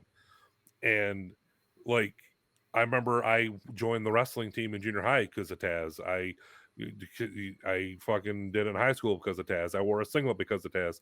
I do my dumbass suplexes because of Taz. I had you teach me how to do a fucking butterfly suplex because of Taz. But Which is once a I really started good one. watching You do hardcore a good one. TV, what's that? So what you do a really good one. Oh well, thank you. Well, it's good you showed me. But when I was going back and watching it, like this is also after the Taz Twitter war. So I was like talking to Skyros, and I was like, you know what? Taz's promos weren't that great. I go, his promos are just him being like, "You're gonna get in the ring with me, and I'm gonna lock you in the kata jame, and you're gonna tap out." Like he was very like, I'm like telling you, like Yes. instead of painting a picture. And his matches were very like Paul Heyman, very self-contained how he wanted that Taz to be presented. Yeah. The squash matches, the type of wrestlers, like what he got to do, like he was super protected from like when he became this human suplex machine until he left. Like that gimmick was protected. Yes. So looking back at it now, being in wrestling, I totally see it. Yeah. Like, would I say Taz is like as great as I thought he was back then in the grand scheme of things? No, but I enjoy what he did. I Right. enjoyed that character, that gimmick, that presentation, those matches. So for me personally, I dig those for what they were. Like you said, Yeah. he's good at what he does. Yeah. And he really was he was great at what he did. He I think the way that he was set up and that he was presented was incredible. Mm-hmm. He is not a very big guy, and like he's like when him and Tajiri are next to each other, they're very similar in size. And you don't think about Tajiri as a big guy, but the way that he was presented, and even though those promos were not like electrifying promos, they were like you were zoned in and you were tuned into what he was saying because you believed what he was saying, Mm-hmm. and like you believed that he was this tough badass that was gonna kill some people, and it was presented in such a way, and he like it was really perfect for what it needed to be. And like I think it probably could have not have been like that anywhere else, No. but once they brought him to the WWE or F, I don't even know what it was at the time, and he was in the mechanic suit and the blah blah blah, and it was like you've like all of the mystique was gone, and Yeah. that's the mystique in wrestling is so important. Like you have um, if you had Andre out there losing every week to small guys, you'd have what the hell's his name? That Omos, or what's his name? Omos, is that it? Omas. Yeah, Yeah. that's an unprotected Andre. Is that guy? Yeah. Yeah.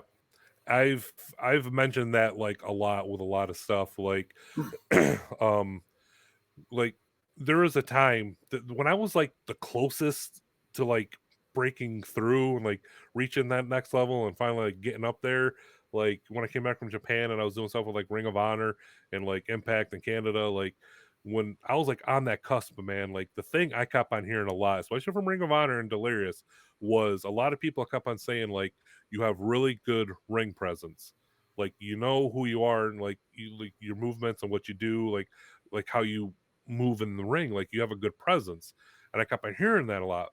And even going back to like Drew Cordero, like the first time we worked with him, the first match I had with Drew was against Nick Ando, and he pulled us aside and he told us how much he loved the story, how much like what we did, and like how I moved and like my presence and stuff. So like I've always like latched onto that and been proud of that, because I've always been concerned with how I'm like presented, like how I'm perceived rather. Yeah.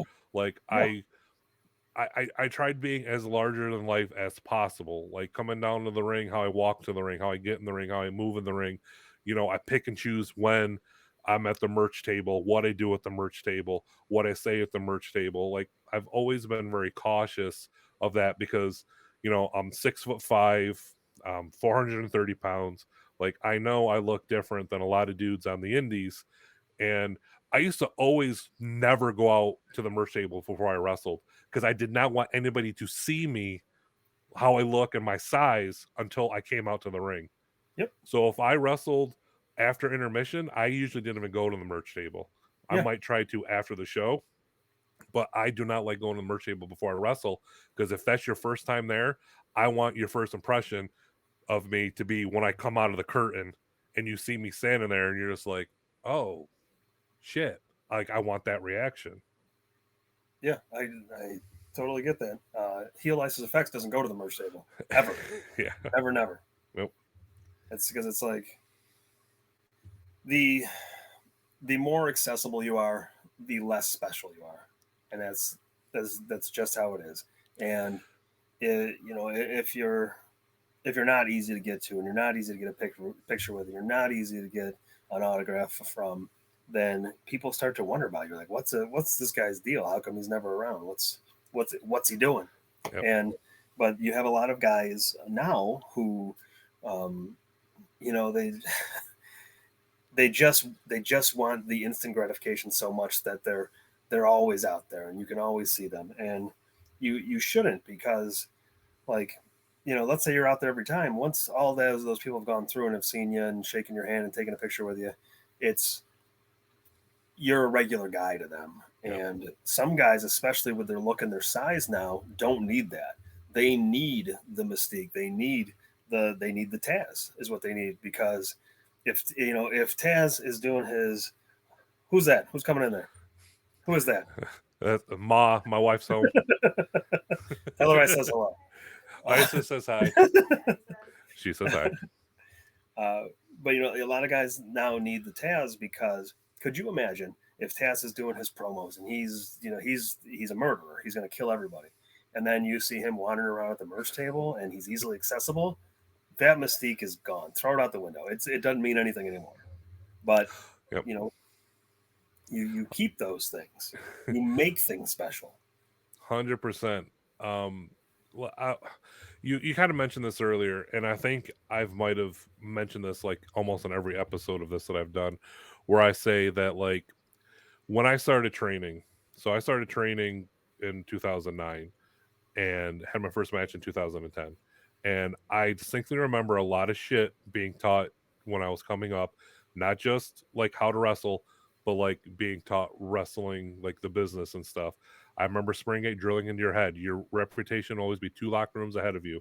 I remember being told if you're a good hand and you can make anybody look good, you'll always have a job. I remember hearing all this stuff about the business. And I can tell you right now that like the business has changed so much from when I was training to when I started wrestling to now, that I can't even fathom what it's like for guys like you or anybody else who have been there longer than me. Because just in the last, like I said, I'm going on 13 years, but even the last 10 years, wrestling is so much different. And um, it's really like, respect all the fans in the chat right now, but by and large, most fans want to be your friend, and if you don't want to be the friend, then you're not over. Like Yeah. it's kind of a weird thing where it's not so much heel heat, but like if they can't feel like they're friends with you, then they don't care about you, and then all of a sudden like it's you know, I don't want to see this guy get booked because I want to see him get his ass kicked. It's just I don't want to see him booked. Yeah. He won't talk to me at the merch table. He won't respond to me, on Facebook. When I first, to this day, I don't know, people randomly message me on Messenger, like, "Hi, Mike, how you doing?" And I'm just like, "Who? What? Huh? No." I'm Well, just like, I "I'm not gonna have a random conversation with you." yes. So, yeah, it's just like, I guess, fans used to want to be fans and would want to see people who are larger than life, people they couldn't see, on the street. And it's kind of Yeah. almost now like, by and large, the wrestling fan wants to call you his friend, and then he'll buy your shirt because I'm like, oh yeah, I know this guy. We're friends. We go way back ever since I saw him and the Yes. fucking Well, Sheboygan. We're the pals. the way that fans are now is different too, because like I don't get me wrong, I love fans and having fans because without them, Yes, uh, Ryan. there's no huh. I hurt Ryan's feelings with my tirade there, but we appreciate the fans. Now We're I'm just gonna saying, by and large. now I'm gonna get them back right now. Let me get them Oh, back. Hold okay. on. So listen, like I was saying, I don't dislike the fans. I love the fans, and believe me, I've tried to individually love a few of them. But the thing is, the what wrestling, especially on an independent level, has done is allowed too much of a pulling back of the curtain and allowing fans to see how it's made. So once you see how it's made, you start to think about it differently. You don't just enjoy the product anymore. Now it's I'll try and explain it like this. So you see these cooking shows, and everybody who watches these cooking shows no longer just appreciates eating the food. Now that they are connoisseurs of how the food is made, and they say, "Oh, well, you put a little bit of this and then a little bit of that, and that's what makes the good food," instead of just enjoying it. And Or worse yet, why'd you put that in there? You should have put this ingredient instead, and it would exactly, have came out better. That's what I would have done. yeah, and you once you have that, you aren't as much of a fan of it anymore. You're not just enjoying it anymore. You're appointing yourself a critic of it without um, it's the same as like critiquing a doctor without going to medical school. So it's like you understand that there are certain things that do certain things, but you don't know how everything is made. So uh, I watch a lot of old wrestling, and I can watch it as a fan sometimes. I can watch promos as just a fan, and the more that you allow yourself to do that, I think the more that you're able to enjoy it. Like when I go to see the Avengers, I don't give a shit about the how well the CGI is, how comic accurate the costumes are, how well the lines are delivered, how interesting the shots are framed. I just go in there and I sit down and I say, "Tell me a story," and I just take it in. And it is like you have to have a really bad superhero movie for me to go, "Man, that was dog shit." Like because I just sit there as a fan and I just say, "Tell me your story," and I try to enjoy it. And this is the thing about my personal life. Like after I hurt my head, I try to enjoy things a lot more. And if you're not, if you're not out there seeking the things that you enjoy, and then adding to the pleasure of the thing, other things that other people enjoy, then you really need to take a look at yourself and say, should I be here? And I think the more that your average wrestling fan goes and says, tell me a story, let me get lost in this, and I'll sit with my buddy and we'll poke each other and we'll say, did you see that? And he'll say, did you see this? And then you'll really start to enjoy it, and don't worry about getting on the internet and saying Isys Ephex looks bored during this match, or Isys Ephex was supposed to do a kick here and he didn't. Don't worry about that. Just worry about going and enjoying it. And if you're watching it and you're not enjoying it anymore, then find something else. Find something else that you really enjoy, because life is short, is very short, and it's very fragile. So enjoy as much as you can. And if you love wrestling and you're a fan the way that you say you are, then allow yourself to be immersed in what's going on and go along for the ride, and just love it for who and what it is. 100%. 100%. And I kind of mentioned this in one of the posts where I say, like, you and I kind of share a very similar, like, old school mind mentality, and I chalk a lot up to how I was brought in, guys like you, Axe and Springate and Josh, and who brought me in, who taught me about the business. I have a very old school mentality to it, and I've had, I got in an argument with a promoter from Texas one time because he was saying that the DX crotch chop was like was more over than any wrestling move in the wrestling business. And I go, yeah, sure, it was over and it was pop, but I go, if you're using that to compare to these insane spots that people are doing just to do it, I go, eventually the crotch chop, people have seen it. Like, they've Yes. seen it a lot. Like, what do you do after the crotch chop? What move are you going to do after they've seen this crazy move? I've seen a lot of really athletic, crazy ass moves, and I'm just like, that was fucking nuts. But like, now what? Yeah. And you know, I've had this conversation with a few people about like how Philadelphia got jaded because they saw so much shit in ECW. Yeah. These, it's like, what's next or whatever.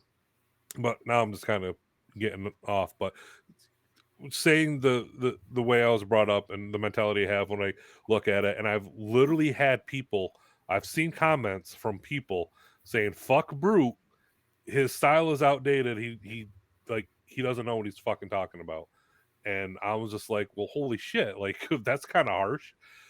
And what I really want to get to is, like, I've talked to Derek about it, and I'm really curious to hear more because, like, you're brought up, you're trained by Springate, but we're all brought up the Kowalski way. But like, you and Derek actually got to go and like go to Kowalski school for a little bit, and you've actually like got to learn from him directly, unlike the rest of us, right? So I really want Yeah. to know, like, what what the fuck did you get to take away from actually being in Kowalski's ring? Uh, well, it was actually at Chaotic School. It was after um, uh, his school shut down, and he was just there. He was Mhm. there at Chaotix, and like the reason that he ended up actually getting in the ring with us is because Derek and I, they had two rings there. They might have had three at one point, but they had two rings. Like, one was here, and like all the chaotic clique was here, and it was me and Derek in the ring, and Steve King and Jay Picaro were just over here, just watching and hanging out. And Kowalski was sitting in his chair. Um, but we weren't just running drills or running spots. We were just playing and doing stuff and bumping around for each other and just doing the faces that happened. And you know, he gets up from his chair and like he's standing now and he's standing and watching, and we're still doing whatever. And then he's getting closer and closer, and then he's arms on the apron watching, and then we're just doing, we're going and we're going and going. Next thing you know, he's walking up the steps, and I'm like, holy shit, okay. But I say we had to be some of the last people that actually got to be in the ring with him, hands on, and when when he got in the ring with us, he wanted to show us the things from his time, and he was saying, oh, you can do this thing, and this is this shoot thing, and you can do this and that and the other, and he saw. I'll never know what he was thinking, but what I believe happened is he saw a couple of guys who were wrestling in a style that he was used to, and we were doing things and selling, and it was looking the most like how wrestling is supposed to look to him. And for whatever reason on that day, it sparked his attention. He got up and he wanted to get in, and he said, let me show these guys a couple of things, and got in the ring, and it's just probably things that he's shown a million guys over the years, but for whatever reason, when he looked at us, he saw guys who still had what were in wrestlers from his time, as opposed to guys who were just running drills or wanting to get their biggest, newest spot in.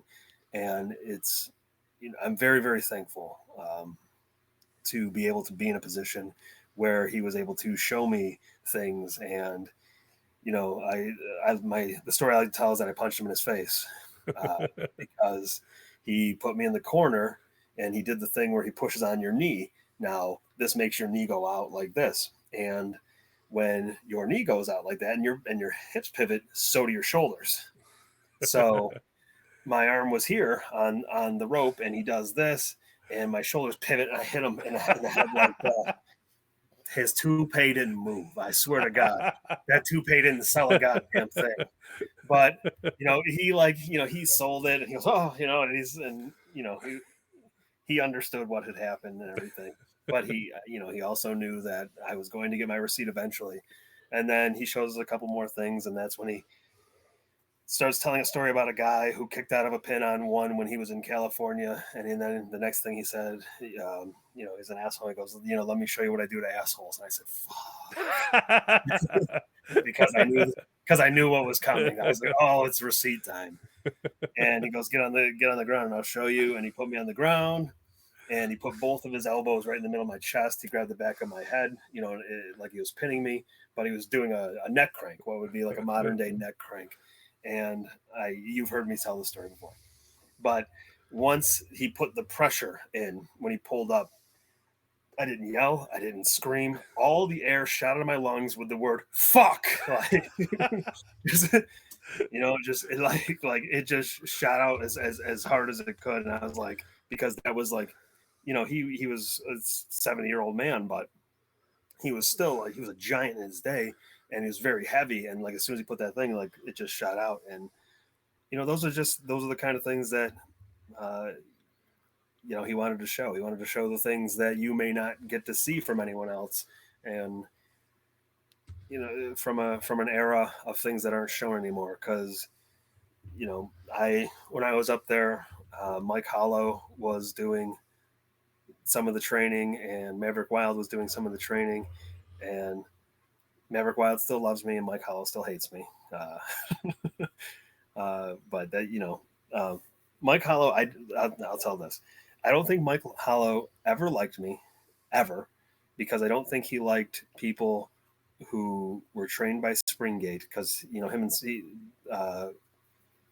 when Kowalski wasn't in ring, Mike Hollow was the guy who was like showing guys stuff, and Springgate was showing me stuff. So I don't think he liked me because of that. Like, I should be going to him. I shouldn't be going. You know what I mean? Yeah. And I don't think he ever liked me about that. And then he remembered that, because he's in class. He used to shit on me all the time. He said I did nothing but indie bullshit. And Ian Riccaboni, when he wrestled as Psycho or something like that back then. I didn't know he ever wrestled. Oh, he did. He wrestled. Holy shit. Yeah, he wrestled in Chaotic as, I think it was like Psycho. He used to tag with was it Hanson from the Warbeard? Hanson? Was that the dude with like the fucking red crazy bright hair? Red hair. He had the fucking That was him? That was him. No fucking way. Yes, 100%. And I picked him up for a suplex one day, and that motherfucker didn't jump for shit. And I said, okay, guess what? This is a brain buster now instead of a goddamn suplex, because you can't get your lazy ass up in the air. And I went here, and I just tucked his head and went down really quick. And Mike Howell yelled at me up and down. He's like, if you can't lift a guy for a suplex, you shouldn't do a suplex. I said, he can't get his ass up for a suplex, so what do you want from me? And, he could not stand me for whatever reason. I saw him at New England Hall of Fame thing when I was 2CW champion, and he still gave me the stink eye. But Jesus, all this time later. Yeah, but that's just how he thought about me, and I think that's why. But but that wasn't freaking Walter's deal, and he didn't care about anything like that. He didn't give a shit about any of that stuff. He just saw guys who he thought was doing stuff that made him interested enough to show us stuff, and that is that. You know, it's some of the memories that I have in wrestling. One of them is going to be being able to do actual in ring stuff with Killer Kowalski, and another one is doing a dance off with Two Cold Scorpio. Like those are, you know what I mean? Like they're completely different things, but they are memories that I'll always the have. territory thing, and then the fucking Yeah, ECW thing, like both ends of the spectrum. yeah, Yeah, you know, Derek has talked about this story not in depth as you just said, but he's like brought it up, and but he still tells it with like that same fucking passion, and like you could tell the importance of that story. yeah, And there's probably a lot of people out there today who probably don't even know who Killer Kowalski is, or if they heard the name, they don't know very much about him.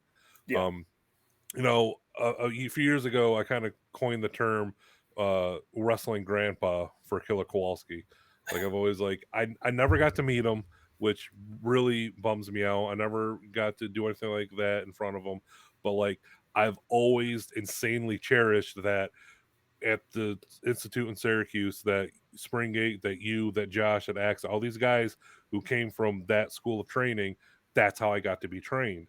And you know, I know Springate has done some stuff and he's been some places, but it's not far off places that are going to know who Zachary Springate is. So when Yeah, like, oh, where did you train? No, the Institute of Professional Wrestling was Zachary Springate. No, oh, I don't know how that is. I'm like, well, he was trained by Killer Kowalski, so yeah. that's how I was trained. Right. And that's always like really meant a lot to me. And I've, even though some people be like, oh, Brute's outdated, fuck him, I still cherish how I was brought up, my wrestling mindset, and I still am thankful that that's how I learned and that's how I did it.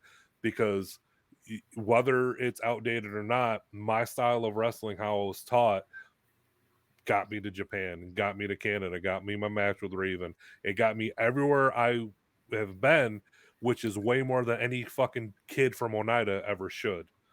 You know, I don't, I don't think that I don't think your style is outdated. I think, I think people, I think people are wrong. Because I love wrestling from the 1950s, and I watch it frequently. And I don't think that style is outdated. Is like what they're doing not as exciting as now? Yeah, but for me, I like it. You know, they have a certain pace to the match, and then they have their high spots, and like it is the same thing as it is now. It's just the moves are different. But like mm, if people all the time, oh, you work a headlock for an hour.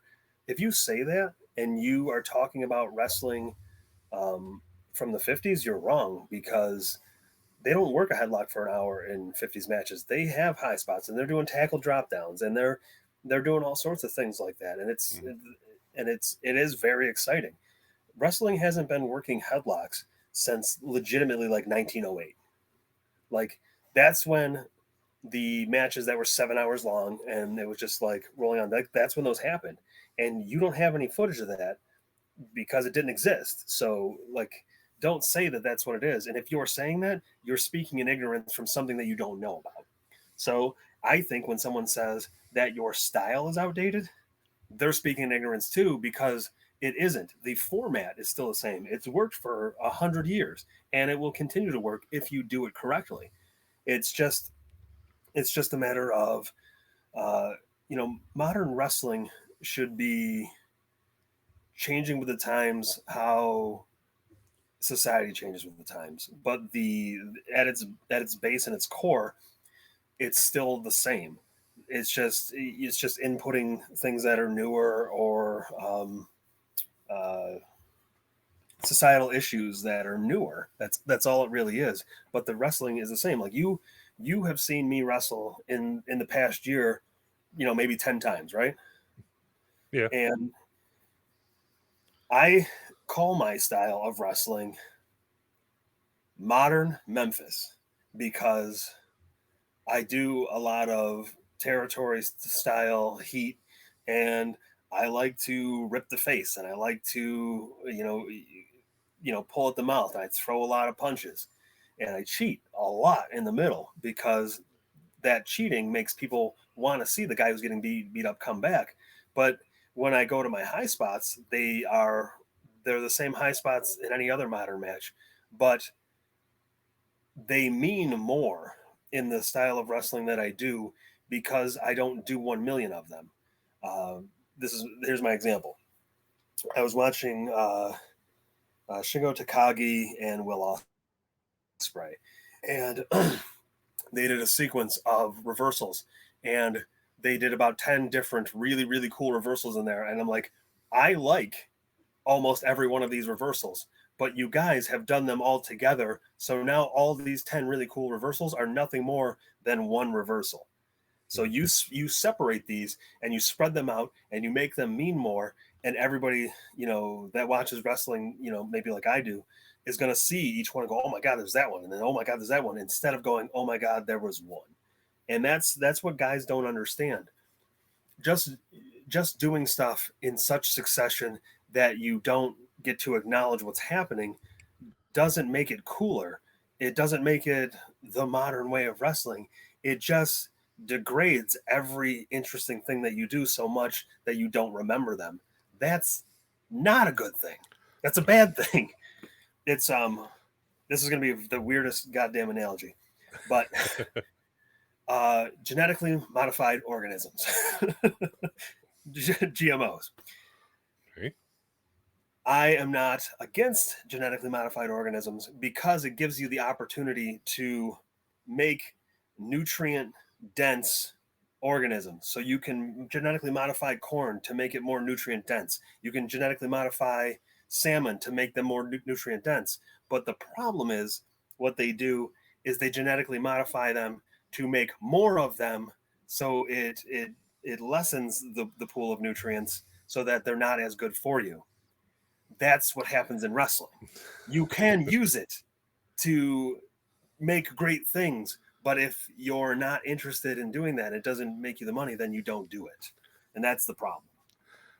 That makes sense. I have I've said this to Derek a few times where um I have so many matches now um where you know I was told early on, like, if I'm gonna hit somebody, by and large, if they're any smaller than me, I'm gonna fucking throw a forearm. You're gonna go, whoa! You're gonna come back and get me with like three of them, sort of thing. You know what I mean?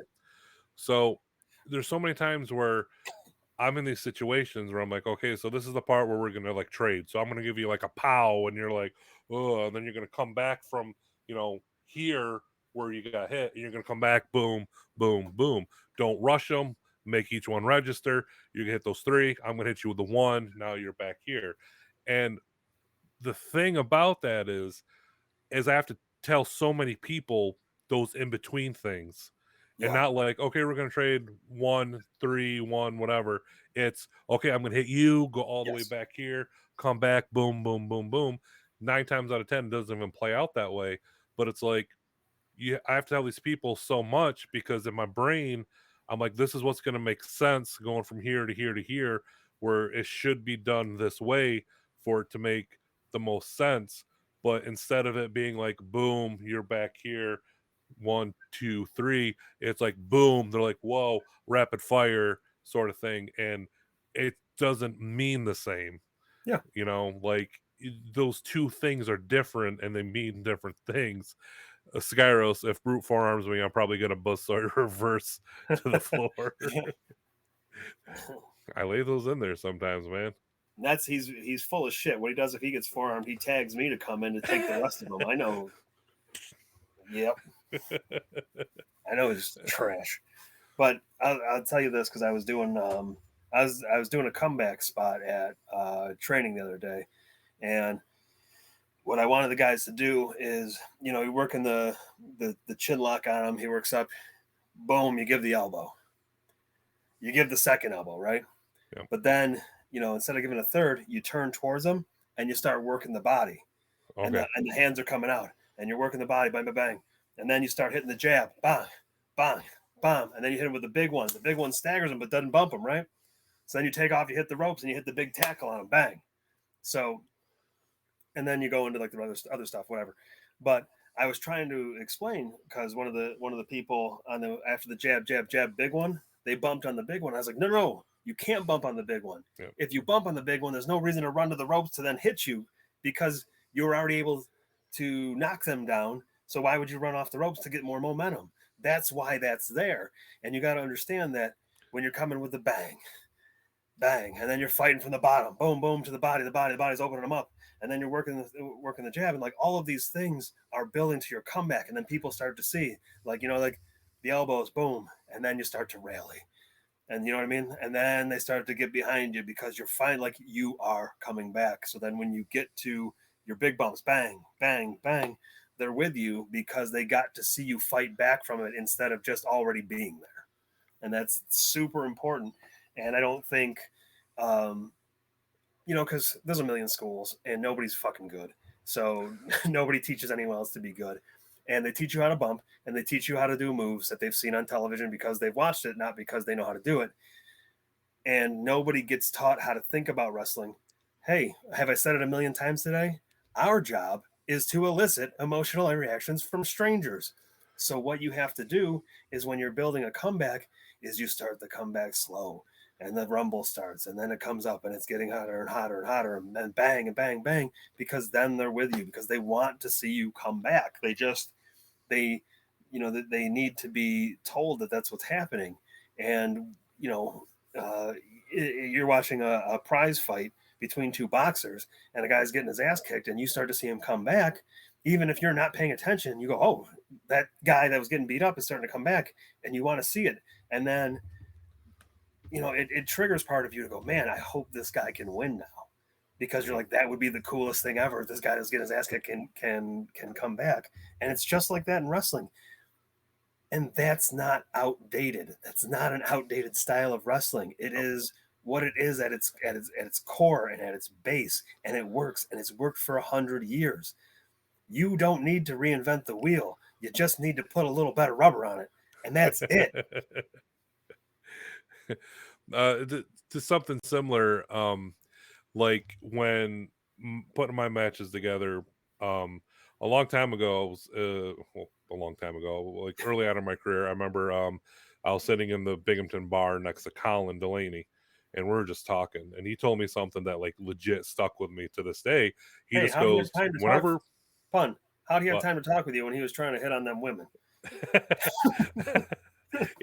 I must have caught him at just the right moment. If you see this, I'm sorry, Colin. I'm just messing with you. But he told me, he goes, when I get together with somebody, the first question I ask before we call any spots, any moves, it's always, what story do you want to tell? Like, what's the story?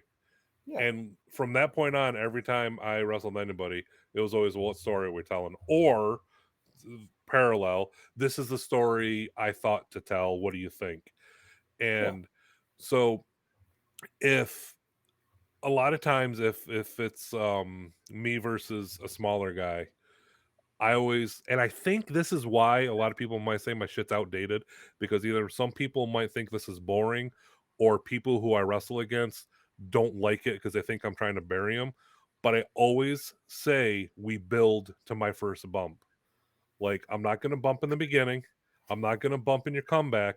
And even your comeback, you're going to break me down. You're going to take out a knee so I'm down. And then maybe you hit me with something and I kind of fall over, but it's not a big bump.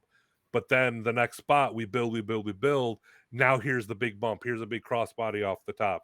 Maybe I throw my lariat, you duck. I hit the ropes. I come back. You hit the ropes. Big drop kick, something. But like when we get to that bump, it's going to mean so much and the crowd is going to react because you finally bumped me, that it's going to mean something. Yeah. And I just think a lot of people are just like, well, I can't give you this move. Normally I do this move, but I can't. Not everybody. A lot of people get it and like, Yeah. yeah, okay, yeah, let's do that.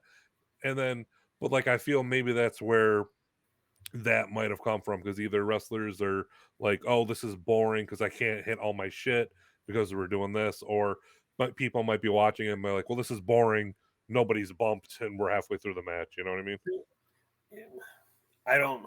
I don't think it's boring. Uh, But it always works. yeah. So, question for you: your match with Business. What was the biggest pop of that match? Dude, the biggest pop of the night, not just Yeah, the match, it the fucking night, was that motherfucker body slamming me. was a body slam. Yep. That's it worked, and it happened in 2022 in full of a room full of people, and they blew when a body slam happened. So that's tried and true right there. That's it says that it still works. You just Yep. have to you And that just was the have to do it. finish. It was a body slam and a dusty elbow. That was the finish. And how'd the crowd respond to that? It was fucking hanging from the rafters. I don't think they I had saw a woman throw her baby at Business. She was so excited. And not only like was it like this huge pop and this huge thing and whatever, like going into it, Business, he's the local guy. He doesn't do a lot of bookings. We're coming back from COVID. He's probably only had like 3 matches in the past 5 years, and he's very like, I don't know if I can do this. I'm very nervous. I'm worried I'm gonna forget. I'm worried about all this shit. But like when he got through that match and he did that body slam, and there was a reaction, and then he hit the dusty elbow, and there was the bigger reaction. Mikey came up to me after and shook my hand and just went, he is on cloud nine right now. He feels like he could fucking do anything. He Yeah, is so fucking confident right now because of how that match ended, where he's ready to do anything. And yeah, he going back to just being appreciated. He thanked me so fucking much yes, for doing that for him, for the match, for all that shit. I took a dude who wasn't even sure if he could fucking tie his own boots anymore. And now this dude's like, I'm gonna fucking go wrestle anybody because I'm feeling so fucking good right now. And that makes me feel good. yeah. And he got us a pizza. Oh, that was such a fucking good Buffalo sweet pizza. Holy shit. If you guys never heard of this thing, man, Buffalo makes a goddamn pizza. The sauce has got like a sweet sauce in it. And he owns a pizza shop. So he's like, you gotta pick one up. Me and Isys are starving. Poor Jake is allergic to gluten, so he couldn't eat any. Yeah. But I fucking set this piping hot pizza down in my lap. Now, granted, Isis got upset because it was a pepperoni pizza. Yes, I'm a vegetarian. So we're driving down fucking I-90 with a large pizza in my lap and be picking off pepperoni so Isis can fucking eat it. Yes. I missed a couple pepperonis. I made him angry, but I did my best. But holy shit, that pizza was delicious. I fucking loved it. Yeah, but I mean, realistically, like it's great that you can still have that kind of reaction to body slam, and it shows you that wrestling still works. The same wrestling from 100 years ago still works today. Mhm. And when you have a guy who's a promoter and or a booker who knows what he's doing, has been in the wrestling business, like Mikey, Mhm. he's going to tell you how much he liked it, and he's also going to tell you if he didn't like it. I don't think he's a wild man, and I don't think he has any problem telling you that you're the shits. But that's I go back to it. He's the reason I'm still wrestling, and if there are more people out there like him that are running shows the same way, then I will find them, and that's who I will wrestle for. But those are the only people I want to wrestle for, because I want to be in the wrestling business at a time when the wrestling business is it's the fantasy camp business. It's not the wrestling business anymore. It's like when guys would pay X amount of money, and Don Mattingly would, uh, catch grounders from them, and they would go down and they would play stuff like that. And that's really what wrestling has become. It's a lot of people who are promoters who want to be friends with the guys that were on TV, and they want people to suck up to them so that they can feel like they're special. And those aren't the people I want to work for. I want to work for guys who are still in the wrestling business at a time when there's not much wrestling business left. So my biggest thing for the last couple of years, and I mean, it's gotten worse since like the pandemic and coming back. but I have always like kind of questioned myself in the wrestling business and always wondered if, does wrestling even want me anymore? Like I have a hard time with a lot of shit and I love wrestling so much and it means so much to me and so much of my world revolves around it that it's like I keep saying it's like I'm in a very bad relationship or like I'm with the woman I love, but I feel like she doesn't reciprocate all the time. But every now and then she'll make me dinner and I think everything's okay. And it's not just like the moose no saw my messages. I've reached out to a lot of people and they'll ignore it or they'll say, "Oh yeah, let's do this," and then they'll no sell me there. Or I've had places that I've talked about prior that were so important to me and I was doing so great at that just like, "Oh hey, I'm reaching out to confirm the next booking," and then I never hear them, and then the next booking never comes, and it's like, couldn't you just tell me there was Yes. no next booking instead of telling me there was?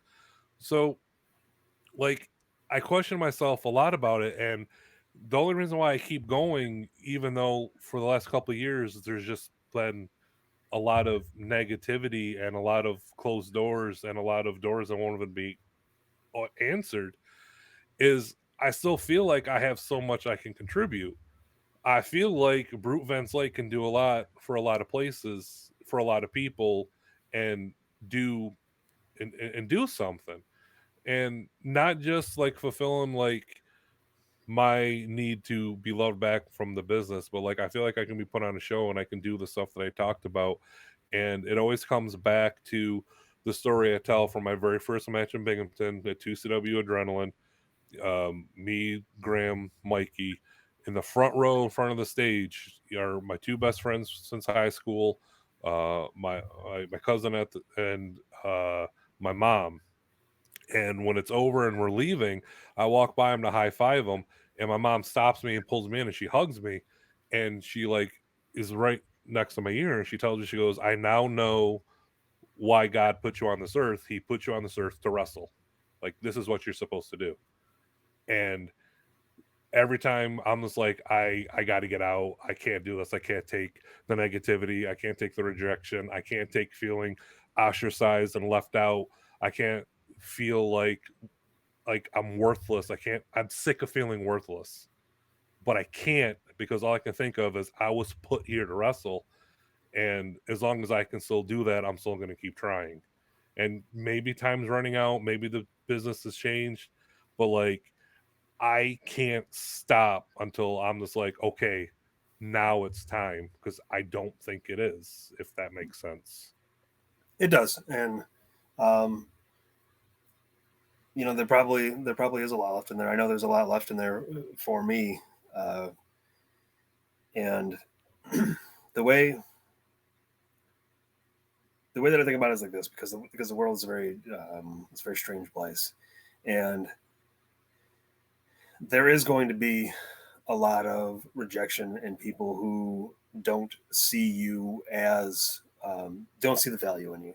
And this is something that I also try and teach now, because if someone doesn't see the value in you,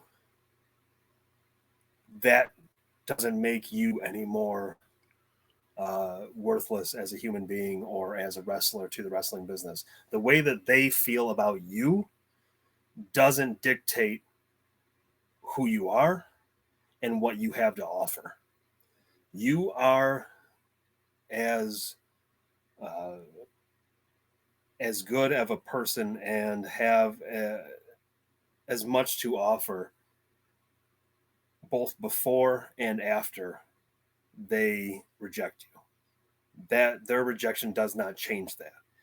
If they can't understand and see the value in you, that is them. And that's fine. They can live that life for as long as they want. So you have to know with everything that you are, who you are, what you offer, and what you bring to the table. And nothing can change that. The only thing that can change that is your want and level of ability to fulfill that. It just because someone doesn't want it doesn't mean it's not good. And it's a hard thing. It's a very, very hard thing to deal with on a regular basis because of the way that things are now. But you just have to never, ever lose sight of your value. What other people do and say does not dictate your value. So search things out, and try and find the places that you like to be, and try places out that you've never been before that maybe you don't like to be there. But if your time with them doesn't go anywhere, or your time with them is very short, that has in no way changed what you offer.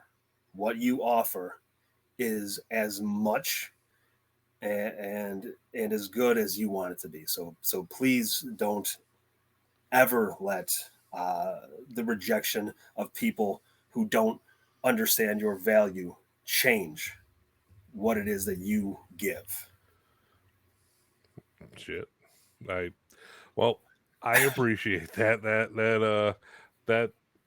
it was nice hearing that as opposed to, all the negativity that comes from shit. So Isis needs to do TED Talks. He's a great motivational speaker. I don't like. I don't try to motivate. All I do is try to tell the truth, and all of that is 100% true. And you just and it's and people in this world today do so much to hide the truth and to make it seem devalued when it actually isn't. And it's just a matter of you know once you, and like you told me that your mother told you, she knew you put on this earth to do this, and that resonated with you so much, and you knew it and you understand it, and that's not going to change by anything external. Nothing external is ever going to change what that is inside you. The only person who can change that is you. And even if it gets to a point where one day you say this is it, and I'm done with this, uh, that value that you offer to wrestling and the rest of the world still doesn't change. It's still there, and it's still as strong as it ever is. You're just not offering it anymore. But it's still there. It's just a change in how it manifests. And that man, that sounds eerily similar. I remember years ago, my grandfather passed away, and it was like one of the first like real like hard things that like hit me in a while. And I remember you like you coming up to me and you're just like, people energy can't be destroyed. It can only be transferred. And like you laid this out in such a fucking scientific, logical way that it actually made me feel a lot better because when people important to you pass away, all like same thing when my dad passed away. Your brain just goes to, they're not here anymore, they're gone, they're out of reach or whatever. But like you fucking just did this fucking Bill Nye the Science Guy thing that was just like so comforting and so logical at the same time that it really it really like it helped, just kind of like how that was very similar. That's insane. It's it's just how I think about things, and Yeah. like how like I say these things because they're true, and and I genuinely like to see people succeed, and I very much like the people who I know to live the most fulfilling lives that they can. And I do what I can when I can do it. And like I understand that sometimes I'm very mean, and I understand that sometimes I'm an asshole, and it is who I am, and like I try to be better on on a daily basis. But you think about the people who don't take the time to ever even hear any of these things from me because they think that I am a certain way, and they have already written me off as this piece of shit who doesn't want just anybody to walk into the wrestling business. Like you have to understand that like people are both simple and very complex, and we all have like emotional needs that we need fulfilled, and you can't just walk around going, well, fuck him because he doesn't like my red shirt. You know what I mean? Like that's what so many people do today, and you have to like it's all static and it's white noise, and you have to be able to cut through it to have real, genuine interactions with people to have a more fulfilling life, and then we all get to see who we really are, and we get to enjoy each other for who we really are, and then we get to go out and put on our tiny underwear and wrestle in front of people. That's the important part. Skyros, when Pun retires, then he books New Pro Wrestling. I don't have to retire to do that. I'm ready to bring New Pro Wrestling back any day now, man. And then book Isys as the fucking Iron Sheik. Hey, not the Iron Sheik, the original Sheik. The original Sheik. Sorry. Jesus. the original All those Sheik. nice things I just said to you, I take them back. Sorry, my brain went to the camel clutch again. Okay. All right. So as I thank you greatly. I don't want to take up too much more of your night here. But as you know, we have a way how we end things here. So chat, you know the drill. I need 3 professional wrestlers, any wrestler from any era. You can be as specific as you need. I need those in the chat. I'll take the first 3 good ones that I see. And then while I'm waiting for those, I'm going to hit Isys with some rapid fire questions here. I got a slow brain, though. I can't. Fair enough. So I'll fire them off rapidly. You take all the time you need to get them back. Okay. So the first question is, when you're on the road, driving the shows, what's your go-to style of music, or your favorite go-to style of music? 50s to 90s R&B. All right. And what's your favorite go-to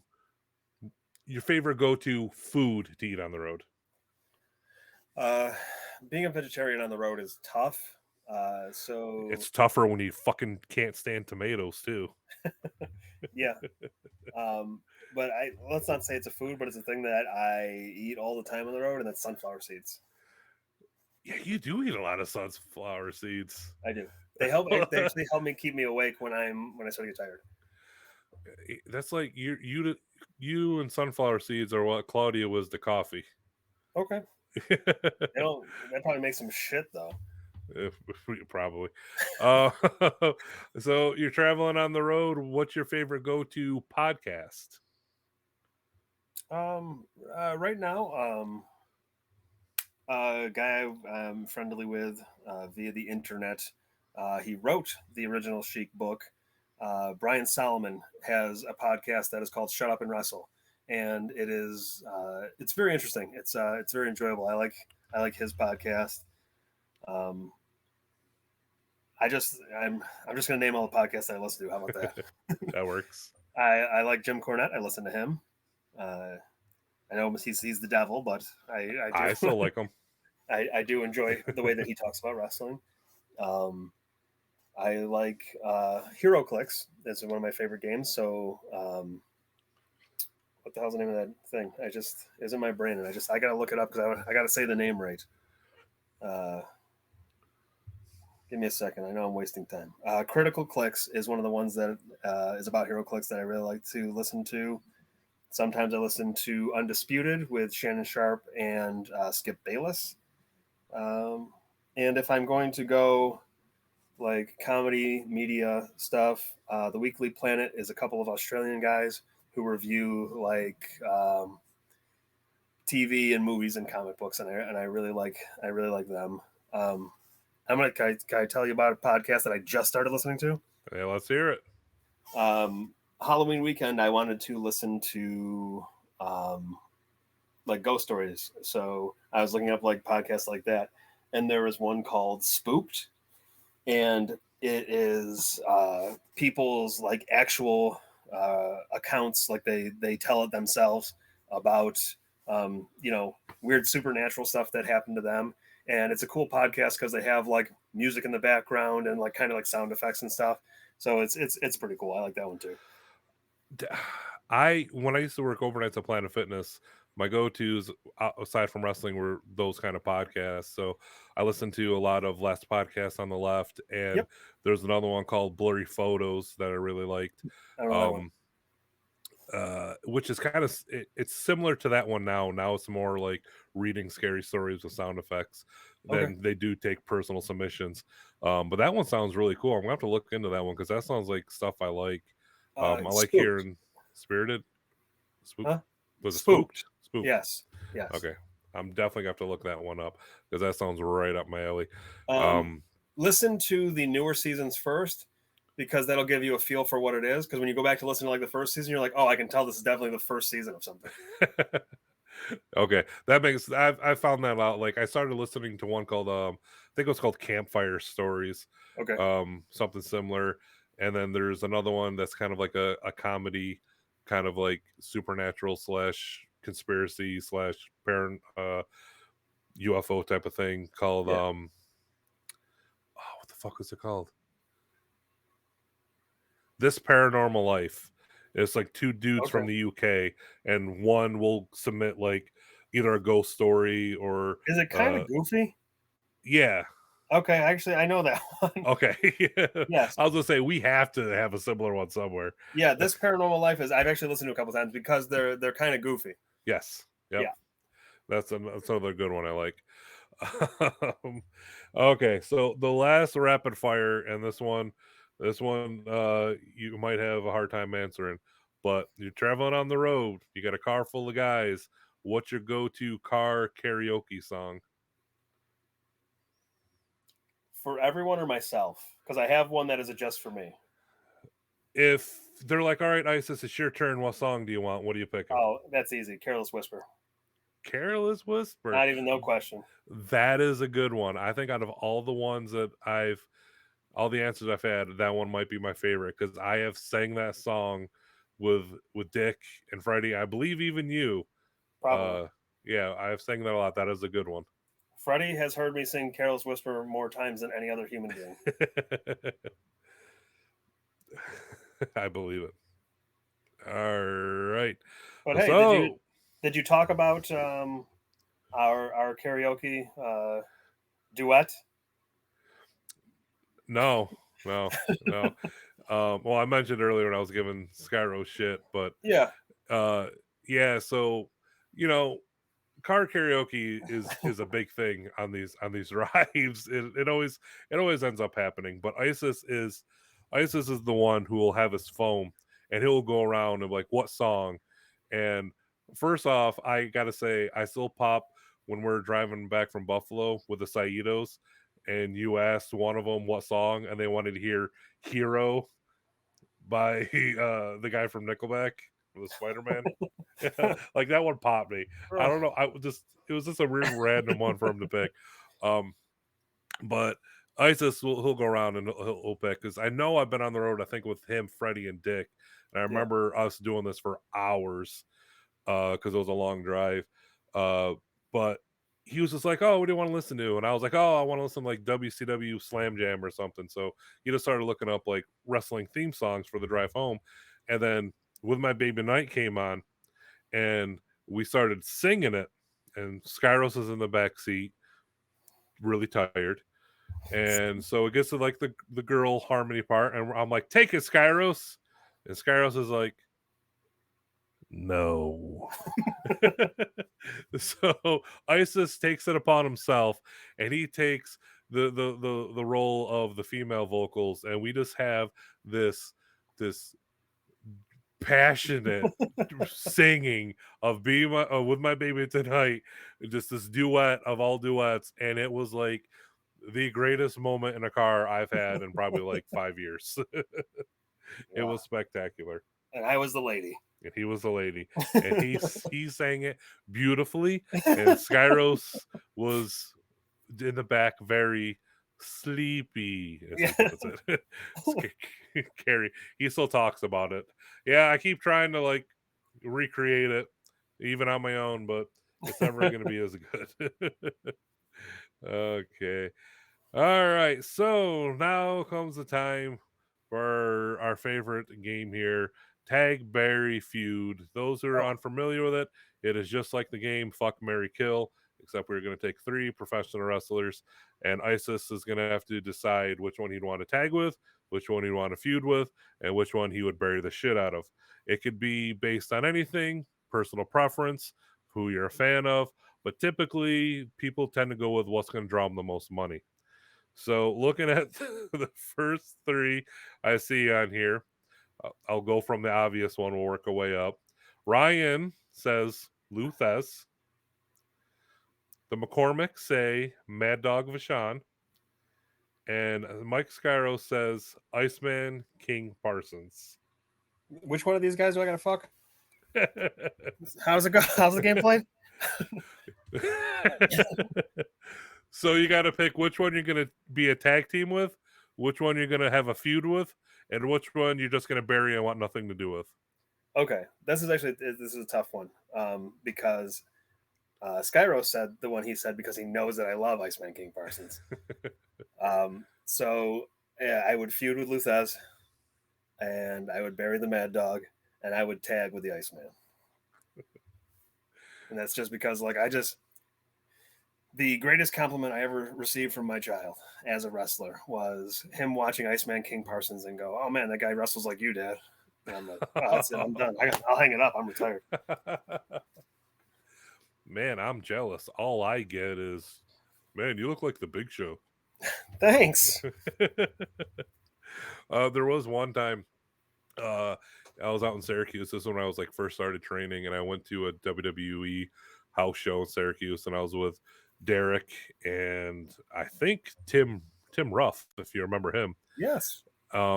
So we got there early, so we went across the street to a pizza place, and we're just sitting there eating, and some kids came in, and they're like, "Oh my God, it's the Big Show and Drew McIntyre." And we're just like, no, well. No, I was recognized as a wrestler. I wasn't one time. It was when I had dreadlocks in my hair. Can you guess who it was?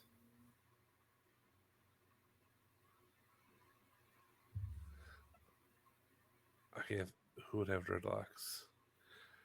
The only one I could think who had like dreadlocks was like Lance Archer. Nope. Bray Wyatt. Somebody thought I was Bray Wyatt. Did you have a big beard? I mean, it was bigger than I have it now, but it wasn't like it wasn't obscene. Jake, I get mistaken for Mike a lot. Like who? The Skyros? I think people just call him that. Yeah, I think people are fucking with you on that one. I think is Big Show the only one I've ever gotten? I think I might have gotten. I've gotten Wyatt family. Okay. Because I used to come out with my flannel that had a hood up, and then I had my beard. Yeah. So people are like, "Oh, he's a Wyatt family." I think that's about it. Yes, Skyros.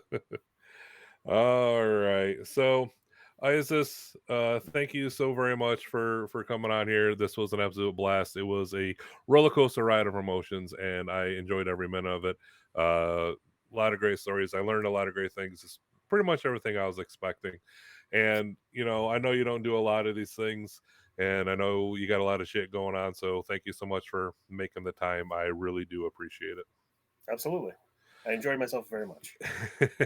Well, like I tell everybody, this thing is it's not so much a one and done. So any guests I ever have is more than welcome to ever come back on at a later time. There was actually shit. I was thinking about something. I was like, oh fuck, we never talked about something. There's something I wanted to talk to you about, but now it escaped my brain. But I know there's more I wanted to hit up. Yeah, we didn't even talk about the whole like 2CW title and shit like that. So yeah, if you ever want to come back on, you're more than welcome. I'd love to have you back. Everyone had a great time. So Thank you so much, and thank you everybody for hanging out with us and talking and chilling and all the questions. It was great. I will be back here next Friday, 9 p.m. Eastern Standard as usual. Join us next week. Our guest Johnny Moose. Do I fucking look like Joe Casey? Do you think he's gonna come on this thing? Uh, no, but my guest next week, um, is going to be an interesting one. It's someone who I've go way back with, but like never talked to. So my guest next week is going to be Chip Stetson, Hmm. who I know I was introduced with when I started going to New Millennium Wrestling in Webster, New York, back in the early 2000s. And I was watching guys like him and JP Black and the Outcast Killer and Oman Tortuga, Kevin Dunn, and all them. So I'm really looking forward to talking to him about all that stuff and things like that. So we'll be back next week. Papa Chip, that's right. Hashtag fuck moose. Doesn't roll off the tongue as hashtag fuck Freddy, but I like it. All right, everybody. Thank you again. Hopefully, I'll see you all next Friday, 9 p.m. with Chip Stetson. And until then, just remember, you guys are the champs. Bye.